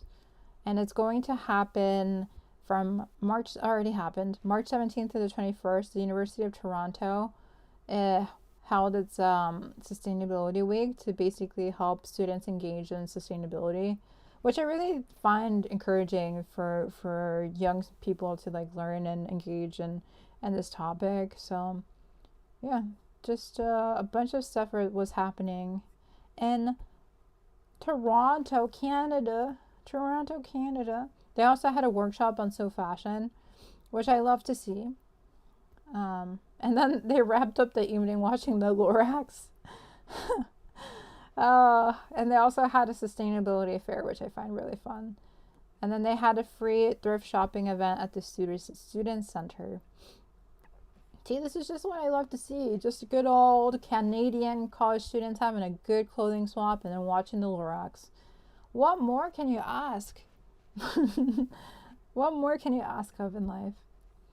But, another designer, she's a really young designer, but she's like doing some sustainable fashion waves, you can say. Basically, she is rebirthing storied materials through traditional techniques. So basically, she's a Filipino designer, and the Philippines lacks resources, and she kind of talks about that. So let's kind of have the robot voice read this if they let me, but if not, I'll just read it. No, it's not letting me. It's not letting me click it. What's wrong with my internet, my Wi-Fi today? You know what? I'll just read it myself. I don't need robots. Okay, so she says, what Filipinos often lack in resources we make up for ingenuity. A refusal to discard used materials in the hopes of repurposing them and the ability to create opportunities from the unlikeliest resources has led to proud cultural moments of creativity. So the value is not lost to Jillian Santos, whose design label PS focuses on creating with intention, innovating responsibility, and giving space for transformation. Jillian has always been drawn to materials with history. As a child, she enjoyed cutting up old fabrics, collecting scraps, and turning them into something new. Nice. I always was the type to take things apart and just see how they were made, to keep objects that felt interesting even if they had no immediate use. It is as if it was like she was allowing her materials to live their own life first. Observe how they will evolve, whether leather softening, fabric unraveling at the edges, or a piece of wood retaining its character. I don't think I ever made a conscious decision to become a designer. Oh my gosh, what is this thing? It just made sense, like something I had been doing. What? It just made sense, like something I had been doing all along. Oh, nice. It was just in her soul, guys. She's been doing this since she was a kid. So basically, she repurposes unconventional materials and uses used objects and breaks from the constraints of commercial fashion. So she likes transforming materials with intention, where the design itself justifies the process. Nice, nice. Okay, we got robot voice. Please, robot voice, help me. I'm getting tired. While it is about pushing boundaries, PS centers on creating with intention, with sustainability at the heart of the process. It is also deeply rooted in culture and tradition, where artisanship is valued as much as the final product. The label puts together pieces that draw inspiration from the age-old techniques of local artisans to craft upcycled objects that give the nod to heritage wear. Cowhide leather strips are hand-woven intricately in the style of the traditional collado embroidery method, assembling a halter top that blends texture and fluidity with sculpture and fluidity. Textile made out of discarded hotel towels from Anthill's zero-waste weave is handmade into a jacket with ceramic buttons and paired with a woven panulo in vegan leather. A 5-inch bakaya made of santal wood complements a top crafted from pieces of crocheted deadstock leather cut by hand and crocheted together. Beyond materials, I also think about how a piece will age and evolve with the wearer. If something reaches the end of its life in one form, I want it to have the potential to become something else. Nice, nice. We need this mindset. We need these philosophies. I love to see it. I mean, I think as long as we are creative and that we want to reinvent things and like challenge norms and like still have some cultural element, I am all for it, man. We need it so much in the midst of everything. And this, all of these news that I'm sharing is just to emphasize that people are actually doing something. It's not just to talk about news. Like Jillian is actually doing something. Like Toronto colleges are actually doing something. Like this designer actually cares about creative like integrity and protecting young labels, you know, like this in what is that, Nebraska? No, Omaha. Yeah, Nebraska, Omaha, Nebraska. They want to do a fashion, you know, collection fest, a conscious collection fest. These people, I didn't cover that. These people are making some random bags for sustainability, even though we don't need them. Not a good example. But like all these people want to do something that's positive. Maybe they are producing more in the process, but like this shows that they literally care to do something. That's impactful. Like not everyone just cares about fast fashion.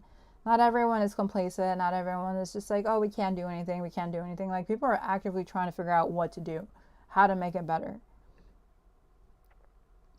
So I'm just saying. And then this article by Business Wire explained that in Beijing Fashion Week, there was a designer that ended the fashion week by showcasing like their philosophy with craftsmanship, and it was by an independent French designer called Irakali, and she basically just wanted to showcase you know, craftsmanship in her work. So that's really good. So yeah, there's just a lot of people taking innovation, showing how things can be well crafted, how they can make a difference in the industry. I don't think I'm going to cover Beijing Fashion Week in this live stream. If you want to watch it, you can feel free. But I'm going to move on to another exciting solution that someone else has put together, which is this college where they had a fashion show on thrifted, upcycled outfits. It was hosted by, where was it hosted? Blah, blah, blah, blah, blah, blah. Blah, blah, blah. It was called the Rethink Waste Secondhand Fashion Show. And the only rule was to not use any new clothing. So about a dozen volunteers that were students came together to design or model items as the Rethink Waste initiative to draw attention to the environmental impact of fast fashion on March 21st. So people gathered to watch the students model their favorite upcycled and thrifted clothing items down the runway, and we wanted to prove that secondhand clothing and shopping can look good. See? It's beautiful. And then they explained that fast fashion is no good. A lot of textile waste comes from fast fashion, and I think most of it ends up in the landfill. And then a junior, her name is Holden Sparrow, as a designer model, says, I would say the goal of this fashion show is to create a message about sustainable fashion. Sparrow got most of his outfits from friends and family as well as secondhand shops, and for his final outfit he wore a colorful sweater and cargo pants. And he explains that we should pass down clothes and we should thrift. We should not waste so much and buy from Shein. In fact, some members of Rethink's Waste consider Shein to be the worst offender in the fast fashion world. Does anyone know the biggest fast fashion brand in the US is? Someone else asked during a trivia contest in between rounds of outfits. And then an audience member answered Shein and won a potted plant as a prize. As a prize, I mean. Wait, let me reread that. Someone says, does anyone know what the biggest fast fashion brand in the US is? So that was a trivia question in a contest between rounds of outfits. An audience member answered Shein and won a potted plant as a prize. Oh, that's great. I love that. Oh, and then there was something called the Spider Exchange, where they had a lot of secondhand things and thrift wear for students, and it was all for free. Oh, I love that. Nice, nice, nice, nice. So they're hoping to expand the fashion show in the upcoming years. Rethink Waste aspires to expand and increase involvement with more models, attendees, and even more bigger revenue to continue the mission of highlighting the possibilities of a slower fashion cycle and intentional shopping or something to that effect. Love. See, I love this. I love this. So it's called the UR Rethink Waste Secondhand Fashion Show. That is the longest title for a fashion show I've ever seen in my life, but if it works, I guess it works. I don't know where is it. The University of Richmond? Is that where they had it? University of Richmond. Wow, I don't see nothing. They give me troll websites. Yeah, it's by the University of Richmond. University of Richmond. There you go. There you go. Wait. Wait a minute. I'm trying to find more articles on it just because they didn't explain the school or where we can find them. It says CSI. CSI. What does that mean? But yeah, that's a really great initiative. I respect it. Yeah, Richmond, Virginia. Nice. Richmond University for the win. See? People are doing stuff all over, everywhere. Like, it's super exciting to see. So, my respects are sent to them. I think they're doing great. And it's called Rethink Waste. That's what the club is called. And then they have a Spider Exchange, which is a free store for faculty, staff, and students to shop for gently used clothing, office supplies, and more. And they have to do it by appointment. So, That's great. That's great. I think they covered it in their Instagram page. Here, let's look at their Instagram page. So this is their fashion show in summary. Oh wait, let me go back. I clicked on the wrong thing. Oh, they're having so much fun. That's so cute. Oh, the looks are so nice. I want to be a college kid again and do this. Oh, they look like they were just having a blast. It was their first ever one too. First ever Rethink Waste runway. Models and designers took their secondhand and upcycled items to center stage, reminding all of us that fashion can and should be sustainable. Oh, I love this look. This is so cute. So cute. So nice. This is like a Y2K 2000s. They looks like they had a blast. Oh, I wanna support Rethink Waste at the University of Richmond. Yes. Okay, perfect. Oh, I love their poster. Secondhand fashion show, 6 to 8. Old curtains, lace top clothes, vintage ties, thrifted shoes, t-shirt bag. Oh, I love this. I want to print this out and have it in my room. That's super nice. I love it. Okay, so I'm gonna say beautiful and move on. Okay, so another interesting article that I saw is that the Times talks about how there's a lot of like waste in the baby industry basically, and startups can fix that waste apparently. So there's apparently I keep saying apparently I keep saying it again, but there's graduates that are from a science background that are coming up with eco-friendly sequins, textiles, and dyes that make us look good without wrecking the planet.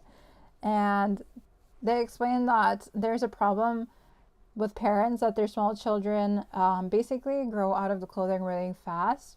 So they explain that children grow 7 sizes in their first 2 years, and there's just a lot of waste. And Yazin, who is an aeronautical engineering graduate from Imperial College London, is one of the number of scientists, designers, entrepreneurs attempting to tackle the big waste generated in the fashion industry.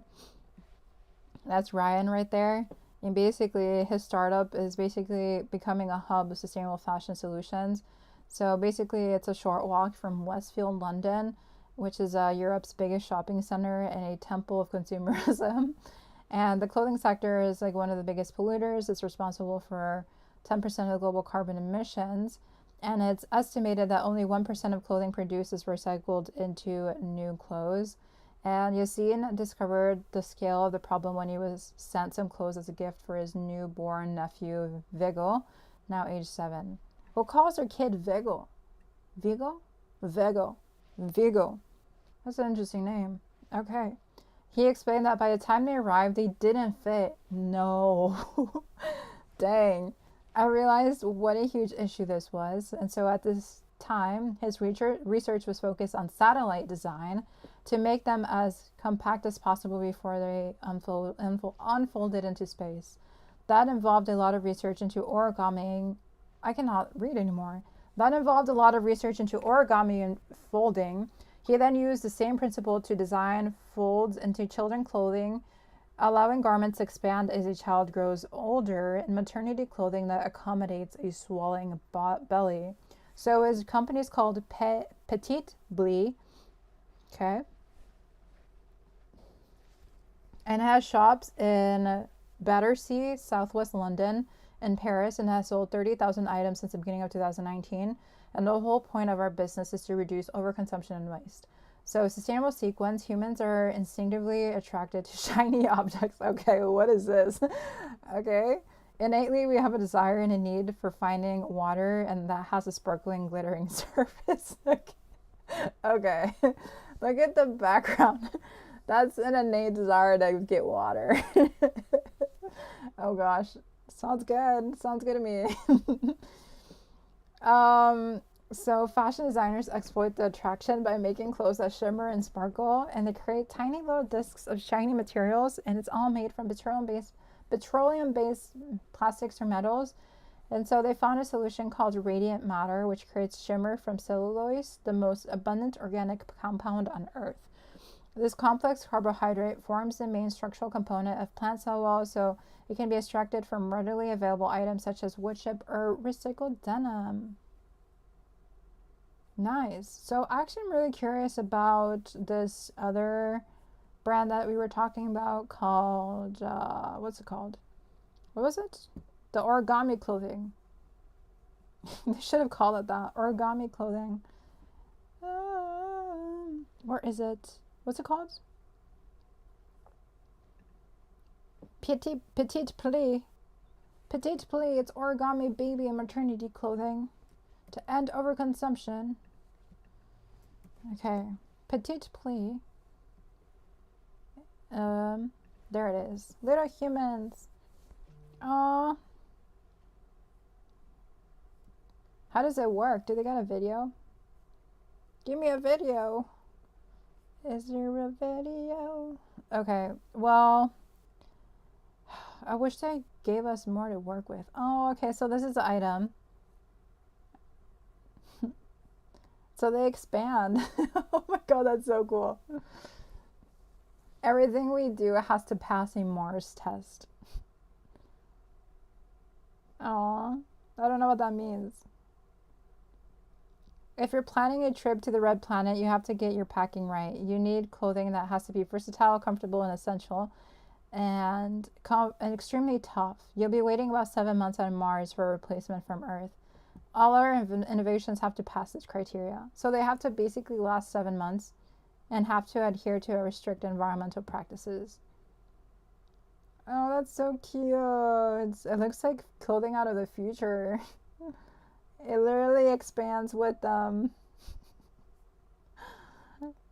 it's like sustainable fashion meets nerdy. Nerdy sci-fi. I actually kind of like it. There's adult clothing as well. There is maternity bottoms, adult bottoms,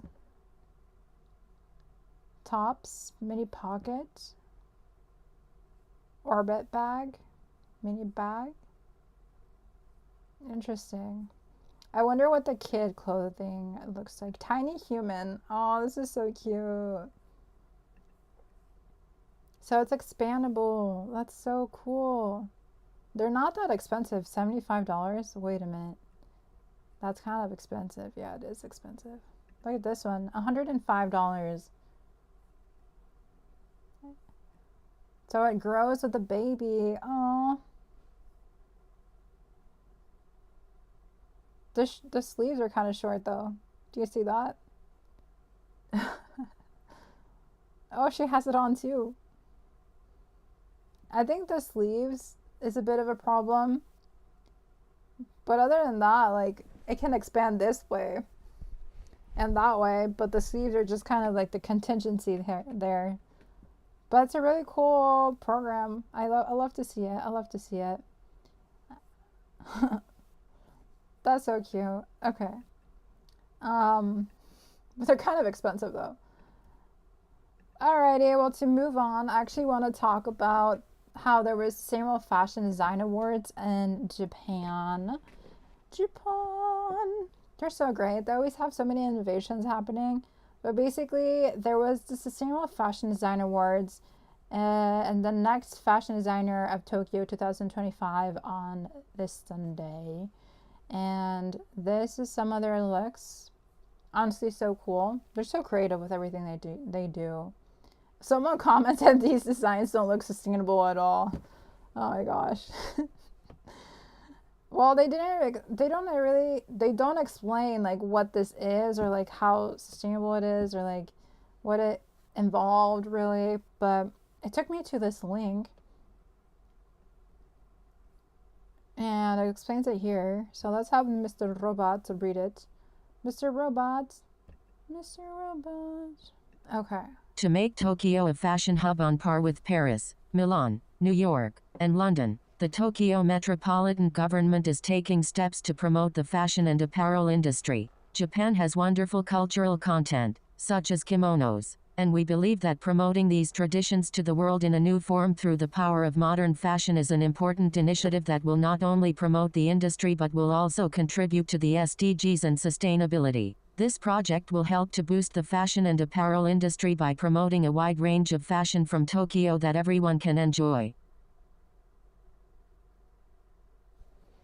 Awesome. They actually had a live stream for these awards. Maybe we can watch it, review it. Let's see. Nope. I cannot see it. Watch the live stream here. Oh, yes, we can watch it. Oh, la la. それでは皆様大変長らくお待たせをいたしました。Dang, I wish I knew Japanese. 本日はお忙しい中、学生向けファッションコンクールの魅力トークセッションにお立ち寄りください。を経たのかというのは私も NFDT インクルーシブデザイン部門大賞早水美里さん。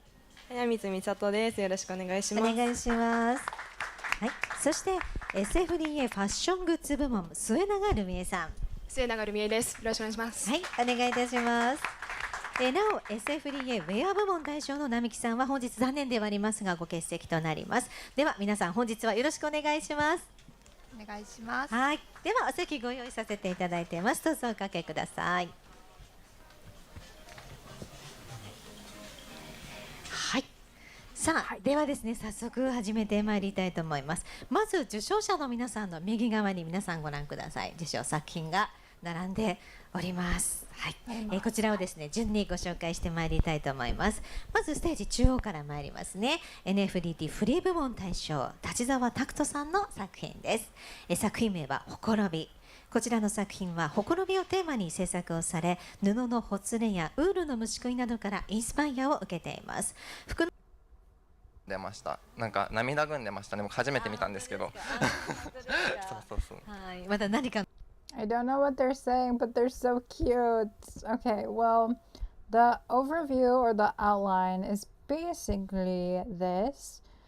They had to live in Tokyo. They had to be commuting to work or school, amateur designer, and they needed to apply and then do their pledge, enter their sketches, and then submit all their processes. So it's a very thorough competition and analysis.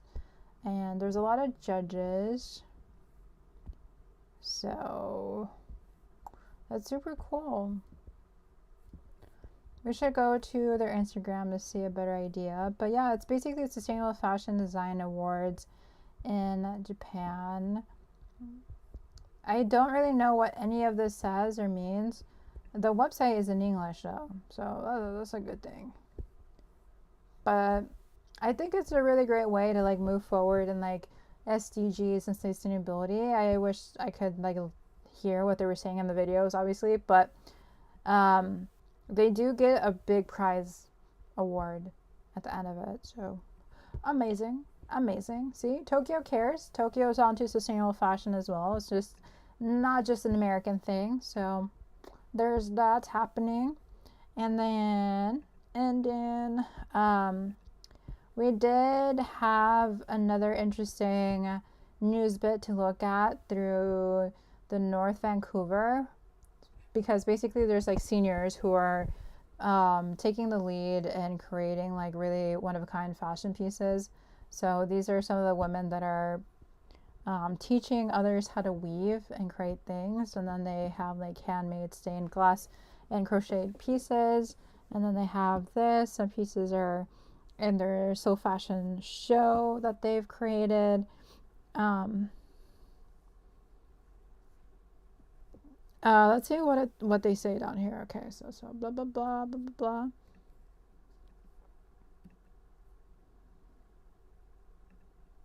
Each piece of fabric takes months of work at Silver Harbor. There is a particular emphasis that the reuse of existing materials, be it vintage linens and textiles, or a whole rainbow of donated yarns, wools, cottons, synthetics, and some, we don't know what they are, Smith said. So it's a very complicated cloth in the end, Smith said. It's a myriad of colors and textures, and it's really beautiful, and that makes a very distinctive jacket. Simran Likhari, Arts Program Coordinator for Silver Harbor, said it should be appreciated that each piece of fabric may have taken months of work before the cutting and sewing even began. that slow fashion imbues the garments with a value you cannot find in off-the-rack purchases. And today's seniors grew up in a time when it was better understood that products and materials were scarce and therefore intrinsically valuable. She added, "It's a lesson today's generations could be reminded of. These days, everybody goes to the store, you buy the latest trendy thing, you wear it 2 times, and you throw it in the bin.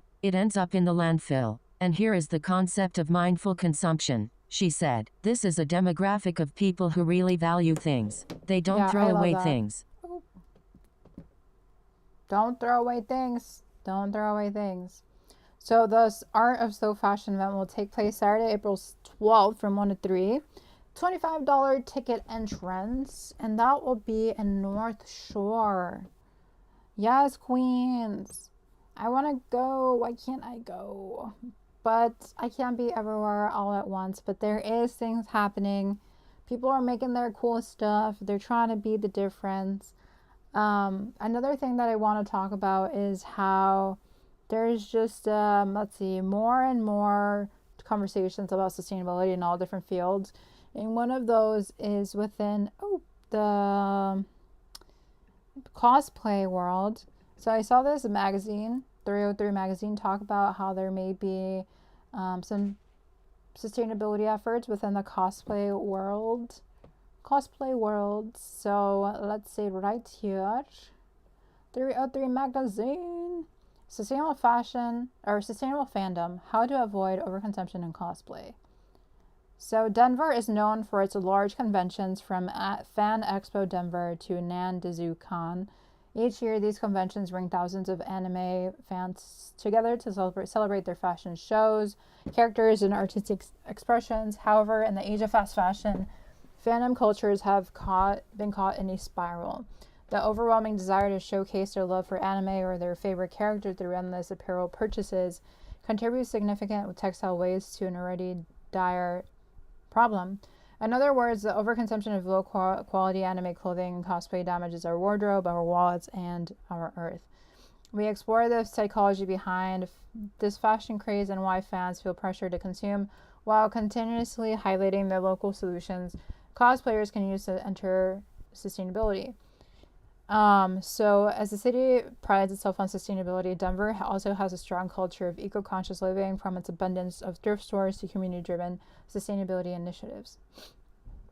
But even in an environmentally aware place like Colorado, the anime fashion craze perpetuates textile and microplastic waste and unsustainable production methods. With cheap materials, synthetic fabrics, and mass production dominating the anime apparel markets, fans in Denver and beyond are fueling environmental destruction. Social media platforms like Insta and TikTok push an endless cycle of cosplay trends, making fans feel like they need to constantly update their wardrobes to stay relevant. The pressure to present the perfect version of a character can lead to a mindset of excess, buying new costumes for every convention, or influencers promote new drops and make past outfits feel on nostalgia, releasing collections tied to classic anime series and flooding the market with cheaply made merchandise and clothing. In the process, we can show that being both passionate about fan and it says we can show that being both a passionate fan and a responsible consumer is possible. Hell yeah. Tips for centering sustainability in cosplay. Dang. I have never thought about this in my life. I'm not a cosplay person. I don't really engage in anime or anything like that, so I am learning right now. Hopefully you are too. So they say, in reality, many legendary cosplayers have built their reputation not by purchasing the most expensive costumes, but mastering the art of reworking and upcycling pieces to create stunning, personalized looks. The true heart of cosplay is creativity, not consumption. Okay, noted. Additionally, local artists and small businesses in Denver offer eco-friendly alternatives such as screen-printed designs on ethically sourced apparel. There you go, Denver. There you go. And then through the beautiful art of upcycling and DIY customization, anime lovers can embrace sustainable fashion without sacrificing their fandom's uniqueness. If affordability is a must-have, try searching for pieces at thrift stores to upcycle to make the look more of your own. Nothing is more fun than putting your personal touch on a beloved character. Nice, nice. Dang, she can bend. I cannot bend like that. Huh. I need that in my life. I need to be more courageous with the bends, I guess. I don't know. Cool, cool. Oh, I love her boots. The heck? Wait, are those boots? No, those are... I don't know what that is. It's cool though. I like it. So it says specifically here are some steps cosplayers can take to prioritize sustainability. 1. Rewear and restyle. Instead of buying a new cosplay for every convention, get creative with your existing pieces. Mix and match elements, swap accessories, or dye old fabrics to give them new life. Thrift and upcycle. Denver's thrift scene is rich with opportunities to find pieces that can be repurposed into cosplay or anime-inspired outfits. Shop from local thrift stores that often have hidden, affordable gems that are just in need of a little DIY magic. Support small artists. So instead of buying mass-produced anime t-shirts, seek out independent designers who print on ethical fabrics. It says Denver has a vibrant community of artists who create unique, long-lasting anime apparel. Okay, good to know, good to know. Host swap meets. Organize or attend local cosplay swap events where fans can trade costumes, accessories, or anime clothing instead of buying new. This not only reduces waste but also strengthens the community. I like that. So the article ends by saying this movement must be a team effort. Bringing fast fashion down may start with individual choices, but in reality requires a shift in community. The culture of anime fashion doesn't have to be rooted in overconsumption. By shifting the focus from buying to creating, fans can still celebrate their fans or their favorite series without... Wait, what? Why am I being so weird with the sentence? They say, by shifting the focus from buying to creating, fans can still celebrate their favorite series while being kind to the planet. Yes, sir. Yes, sir. Oh, I love this. Denver anime lovers can set a new standard for fandom culture. One that values artistry, community, and environmental responsibility over fast fashion trends. Oh, I love this. This is so cute. Who wrote this? This is very well written. Mallory Taylor. Mallory, you is a good journalist. She loves fashion and she's like following the punk scene. Talks about hair care. Covers Denver fashion. They have a fashion week in Denver? Huh. I didn't know that. Oh. Oops. She talks about sustainable fashion a lot. Nice. There you go, Mallory. There you go. Is she 20 years old? She's like 20 years old. Nice. There you go, girl. Thank you, Mallory. Okay, so I'm gonna actually wrap up the live stream soon. I have a couple more things to talk about. So there is one article that I saw of how shoppers are kind of like surprised that there was such a price tag in Goodwill. And it talks about this quote right here. It was cheaply priced, and it was surprisingly cheaply priced. So a Reddit user says that few things I found at Goodwill the other day within the thrift store hauls subreddit. And basically they said that they found boots and a next to new jacket from Pendleton that sells for almost $300 on their website, but they found it at Goodwill for, what was it? $8, $7.99. So it was a really big steal. Well, it comes from Woolen Mills. 100% virgin wool. Nice. $300 for a jacket is way too much. But basically they were saying that it was a nice score on the jacket. Which is kind of surprising because I've gone to the Goodwills and I like find things that are so expensive for no reason, and now they're like being so cheap. Like, I think Goodwill needs to figure out their pricing, to be honest. Like, what is happening? But, yeah, there was just this subreddit was going crazy about this fine. But then someone else, Mark Mazaka, who's the founder and thrifting expert of Coupon Follow, says that thrifting is now a way to practice sustainable fashion, and thrifting can offer exclusive one-of-kind fits that can't be achieved with fast fashion. And it also has raised the cultural bar to making thrifting a default, not only for budgeting, but also for being a vehicle for personal expression and ethical consumerism, which I personally agree with. Like, I always thrift everything that I own. Like, I always thrift. And it actually saves you money. Like, thrift shoppers save Americans an average of $2,000 every year. And it's just a way to find cool stuff. So, very nice. It's weird how the jacket was just priced for $8 when it originally goes for $300. Maybe like someone wasn't paying attention that day or something, but that's such a find, such a cool deal. Oh, and then to end off the live stream, I did want to talk about this annual garbage gala from Drexel University, where it's just like a night for creativity and sustainability. I honestly want to go to these sort of events that just are like embracing sustainability and fun.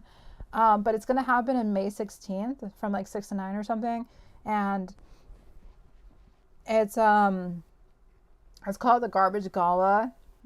Maybe they have a YouTube video about it from last year's, but basically they present unique fashion forward garments from recycled and repurposed materials. So we should definitely Google this. Maybe they have a YouTube on there. But every single place that you go, there's more and more people embracing sustainability and doing cool stuff. So even if it doesn't feel like it from the outside, there's a lot of people constantly doing stuff, constantly. So don't give up hopes, people. So this is the gala from 2023.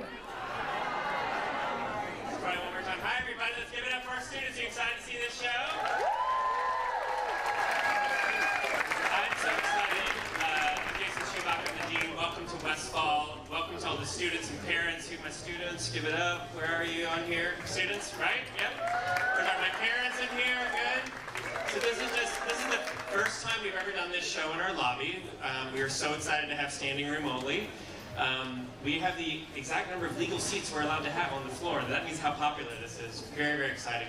I'm not going to talk a long time. It's just my job to welcome you to Westfall, the best college at Drexel University. Thank the incredible people who helped put this together. Rashida Salam, our incredible teacher of this class.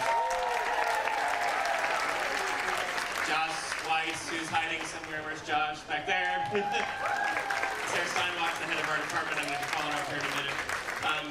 Westfall is all about community. And Westfall is all about creating spaces of belonging and care. And this tonight is an example of the expression of our students and creating belonging and care for those students. So I'm excited to see their expression. I've seen some of them earlier today. They're absolutely incredible. I'm going to stop talking so we can get to the show. Thank you for coming out to Westfall. We're so glad you're here. And I'm going to give it up for Sarah Steinwach.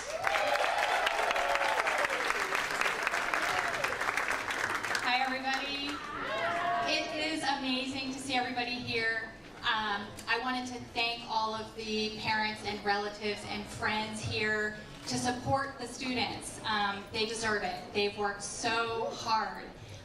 You're going to see two groups of students. You have the freshman students in fashion who were taught again by Rashida Salam and Lisa Sylvester, who couldn't be here today, but let's give her a shout out too.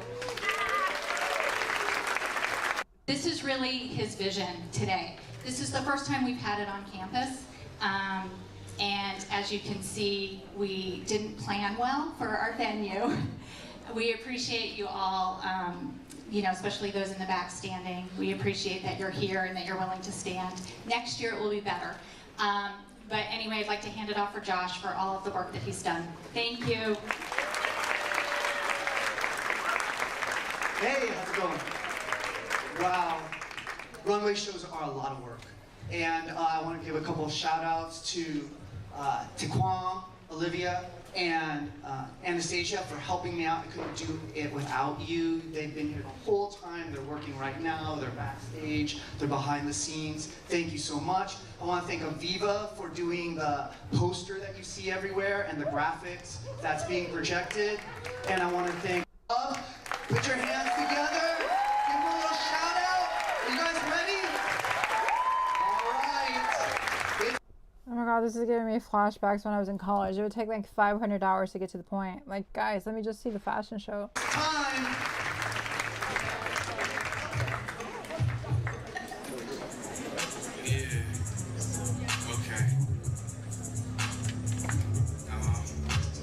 Just when I thought so I broke that phantom. Float on this bench like a school man pajama. Got me a shorty, she keep me banana. She told me that she call it Third Diana. Come up the top, I can't rise on the bar. Drip at the check like a whole reservoir. Boxes, metal wire, newspapers.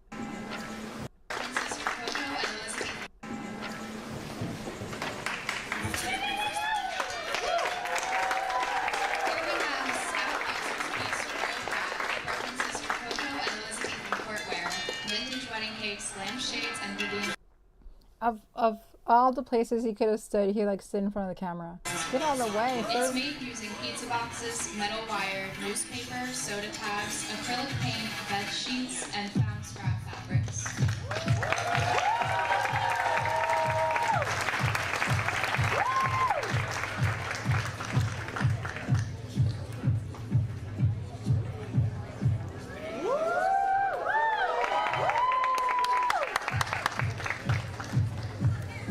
Logan Key's All Fun and Games represents playing cards, checkerboards, the Queen of Hearts, and Moschino.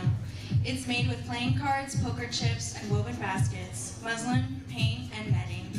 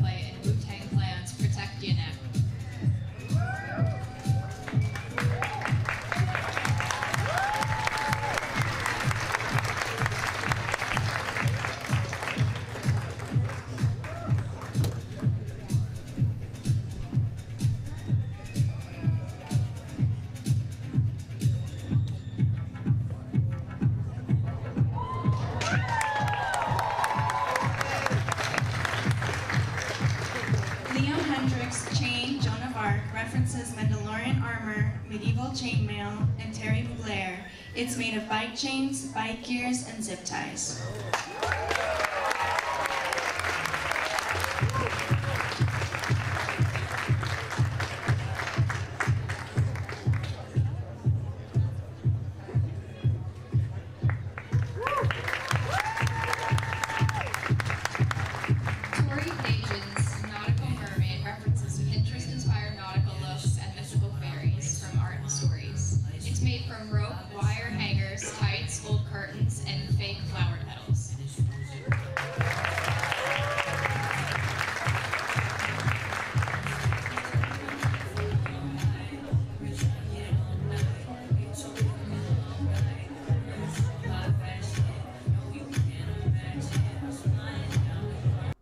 I like this idea so much. Just like creating stuff from like old things, whether it's flower petals or bikes or whatever. This is so fun. The lag though, there's so much lag. What are they waiting for? Kyle Fuller's Couture Squared references classical tailoring and post structures, Anthony Vicello's YSL, and the Babadook and Anja Rabudik. It's made of cardboard, hot glue, packing tape, metal wire, spray paint, and acrylic paint.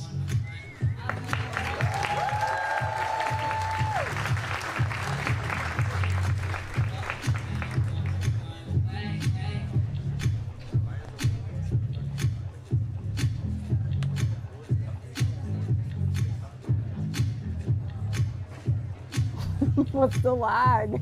Why are they waiting? It's so awkward. Who's the manager of the show? Rajvi Dharamshi's Victorian lotus dress references lotus flowers, Victorian dresses, and shows the effects of the British Raj. It's made from shower curtains, plastic spoons, and ropes.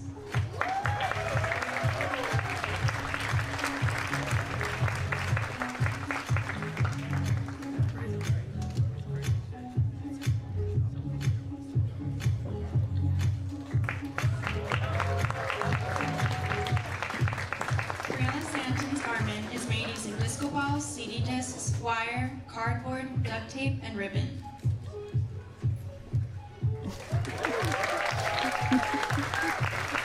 This show is so awkward.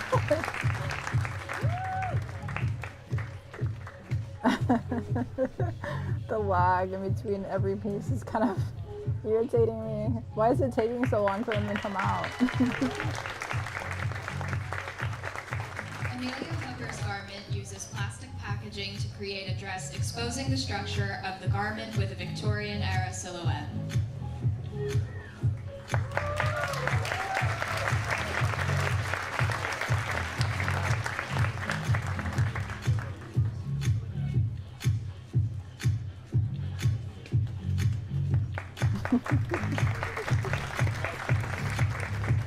People are like filling up the dead time with the clapping. Like you can just tell it's awkward. Paksha Wade's garment, Chrome Self, is a surrealist externalization of the feminine force of life. It has symbolism in organic nature contrasted by industrial resistance. It's inspired by pomegranates, anatomy, amorphous nature, and Rei Kawapupu. It's made from recycled paper, scrap fabric, pomegranates, and paint. That was cool. I like that one.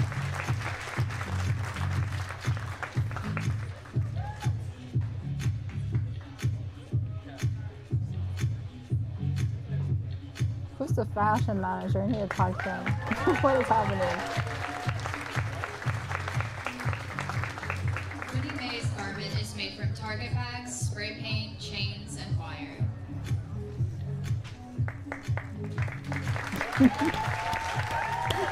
It's so awkward. Yes, Target man. Target, boycott.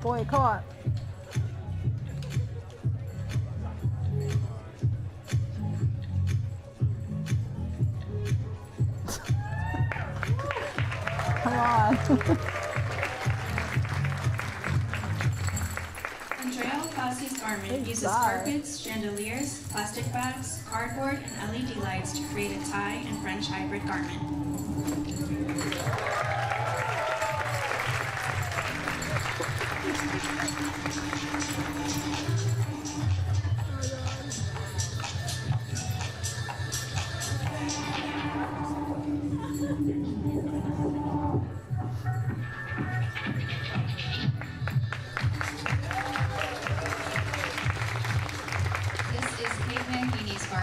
Is made out of 250 hand-cut solo cups. She's Trashed is a playful way to raise awareness to the overuse of solo cups on the Drexel University campus.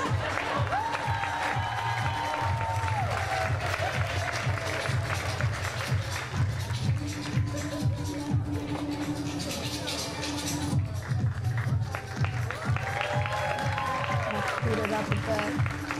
Speed it up. Bella Engelsberg Ethereal Natural Beauty is made from plastic bags, tablecloths, placemats, and dollies.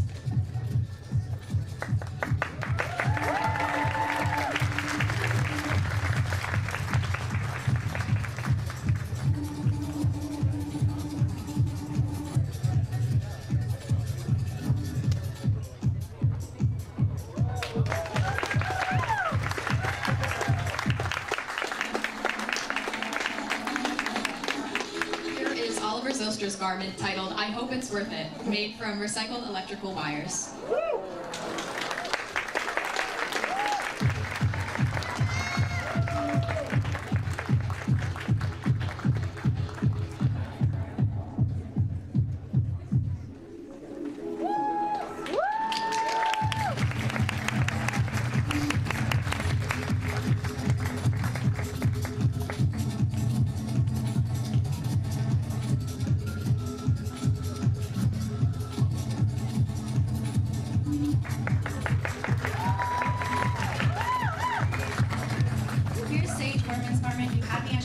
It references lush shack and fancy dresses with floral patterns and a spring feel.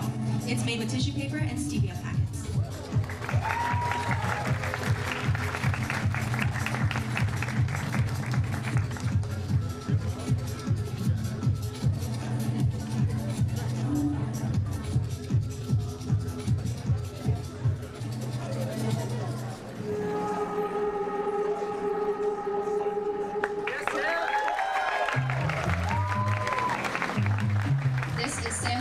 Garment, Hair of the Dog. It is 100% reconstructible, biodegradable, and made from recycled fashion materials.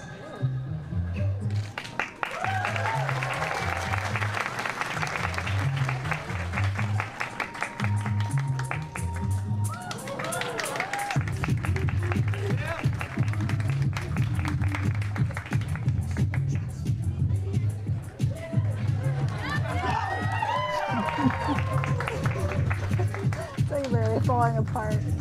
This is Quincy Love's garment, Man Overboard, which references beauty of the ocean and the impact of pollution.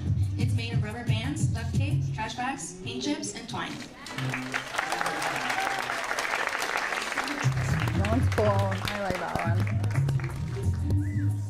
Yeah! I can't see anything though. I'm like struggling to see what I'm looking at. I'm like trying so hard. I'm probably gonna pull up their Instagram. Feaster's garment titled, Would You Like a Bag for That? It's compiled of several reusable bags as well as over 100 plastic bags of all kinds that were cut into strips and then crocheted. Woven within, there are other plastics, aluminum cans, and curtain accessories. That's cool.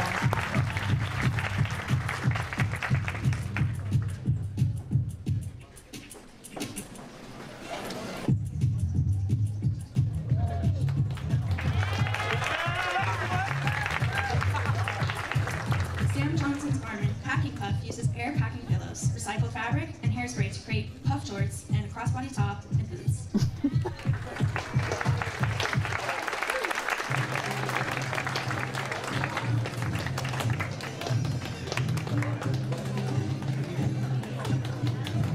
What was that?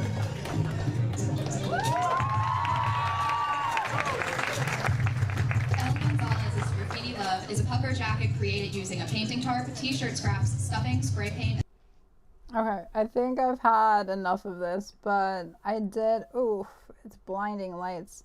I could barely see anything that was happening in that YouTube video, but it was a fun watch for sure. I actually looked up what their, why is this in Turkish? Why did I get into, did I get hacked? Everything is in Turkish. Oh no. I am not Turkish. I don't know what's happening. But I looked up their, that was so weird. Why is my stuff in Turkish? But I looked up their Instagram and they had like better close-ups of their collections. So yeah, here's some of their pieces. You can see like they used it, they made like things out of bags and crochet. These were the items that they were showing on the YouTube that we couldn't really see. I like this piece. This one's really cool. Oh, just the paper collection. Oh, this one's really nice. I like this one. It's like all really fun stuff. Very creative. Oh, these are the tea bags. Tea bags with plates and bowls. Nice. Very nice. Very nice. And then here's like behind the scenes. You can tell they're having a lot of fun, which is like what matters. I think this is like the best way of like promoting sustainable fashion, just like using what you have and reinventing things that you understand them to be, like just playing around, figuring things out, like pushing the needle. Like these are ties. I love this. This is really cool. Oh, look at this one. This is really cool. Everyone looks so mesmerized. Look at them. Look at her face. Oh, I love this. Yeah, we need more of this, to be honest. These are cups. Combat cup dress. Oh, I want to do this so bad. Can you imagine me like actually hosting this sort of thing in the future? Oh, so fun. Oh wait, I think these are like tablecloths. Oh, it's so pretty. What is he wearing? Oh, funny. But yeah, these are like the things that I look forward to see in the fashion industry and from like college students, especially who are like experimenting with textures. This is beautiful. All this is just beautiful work. I love the fabrics and everything. Very talented people. I love this. But yeah, that's the Drexel Garbage Gala. And they're just coming together to use what they have to create collections. But yeah, that has been today's live stream. If you liked it, just know that I live stream Tuesdays and Fridays. So I'll be back on Thursday. And let me know what you want to see, what to talk about. There's just a lot going on. I probably missed a lot of stuff. I didn't really talk about environmental stuff or like political things. I'm a bit exhausted personally from my life. I've been going through a lot, but just know that next week I probably will be covering a lot more stuff around environmentalism and social justice. So again, if you want to submit your things that you want me to talk about, fill out the community submission form. But until then, I will see you this upcoming Friday. Until next time, peace and love. Ellie, bye. Bye.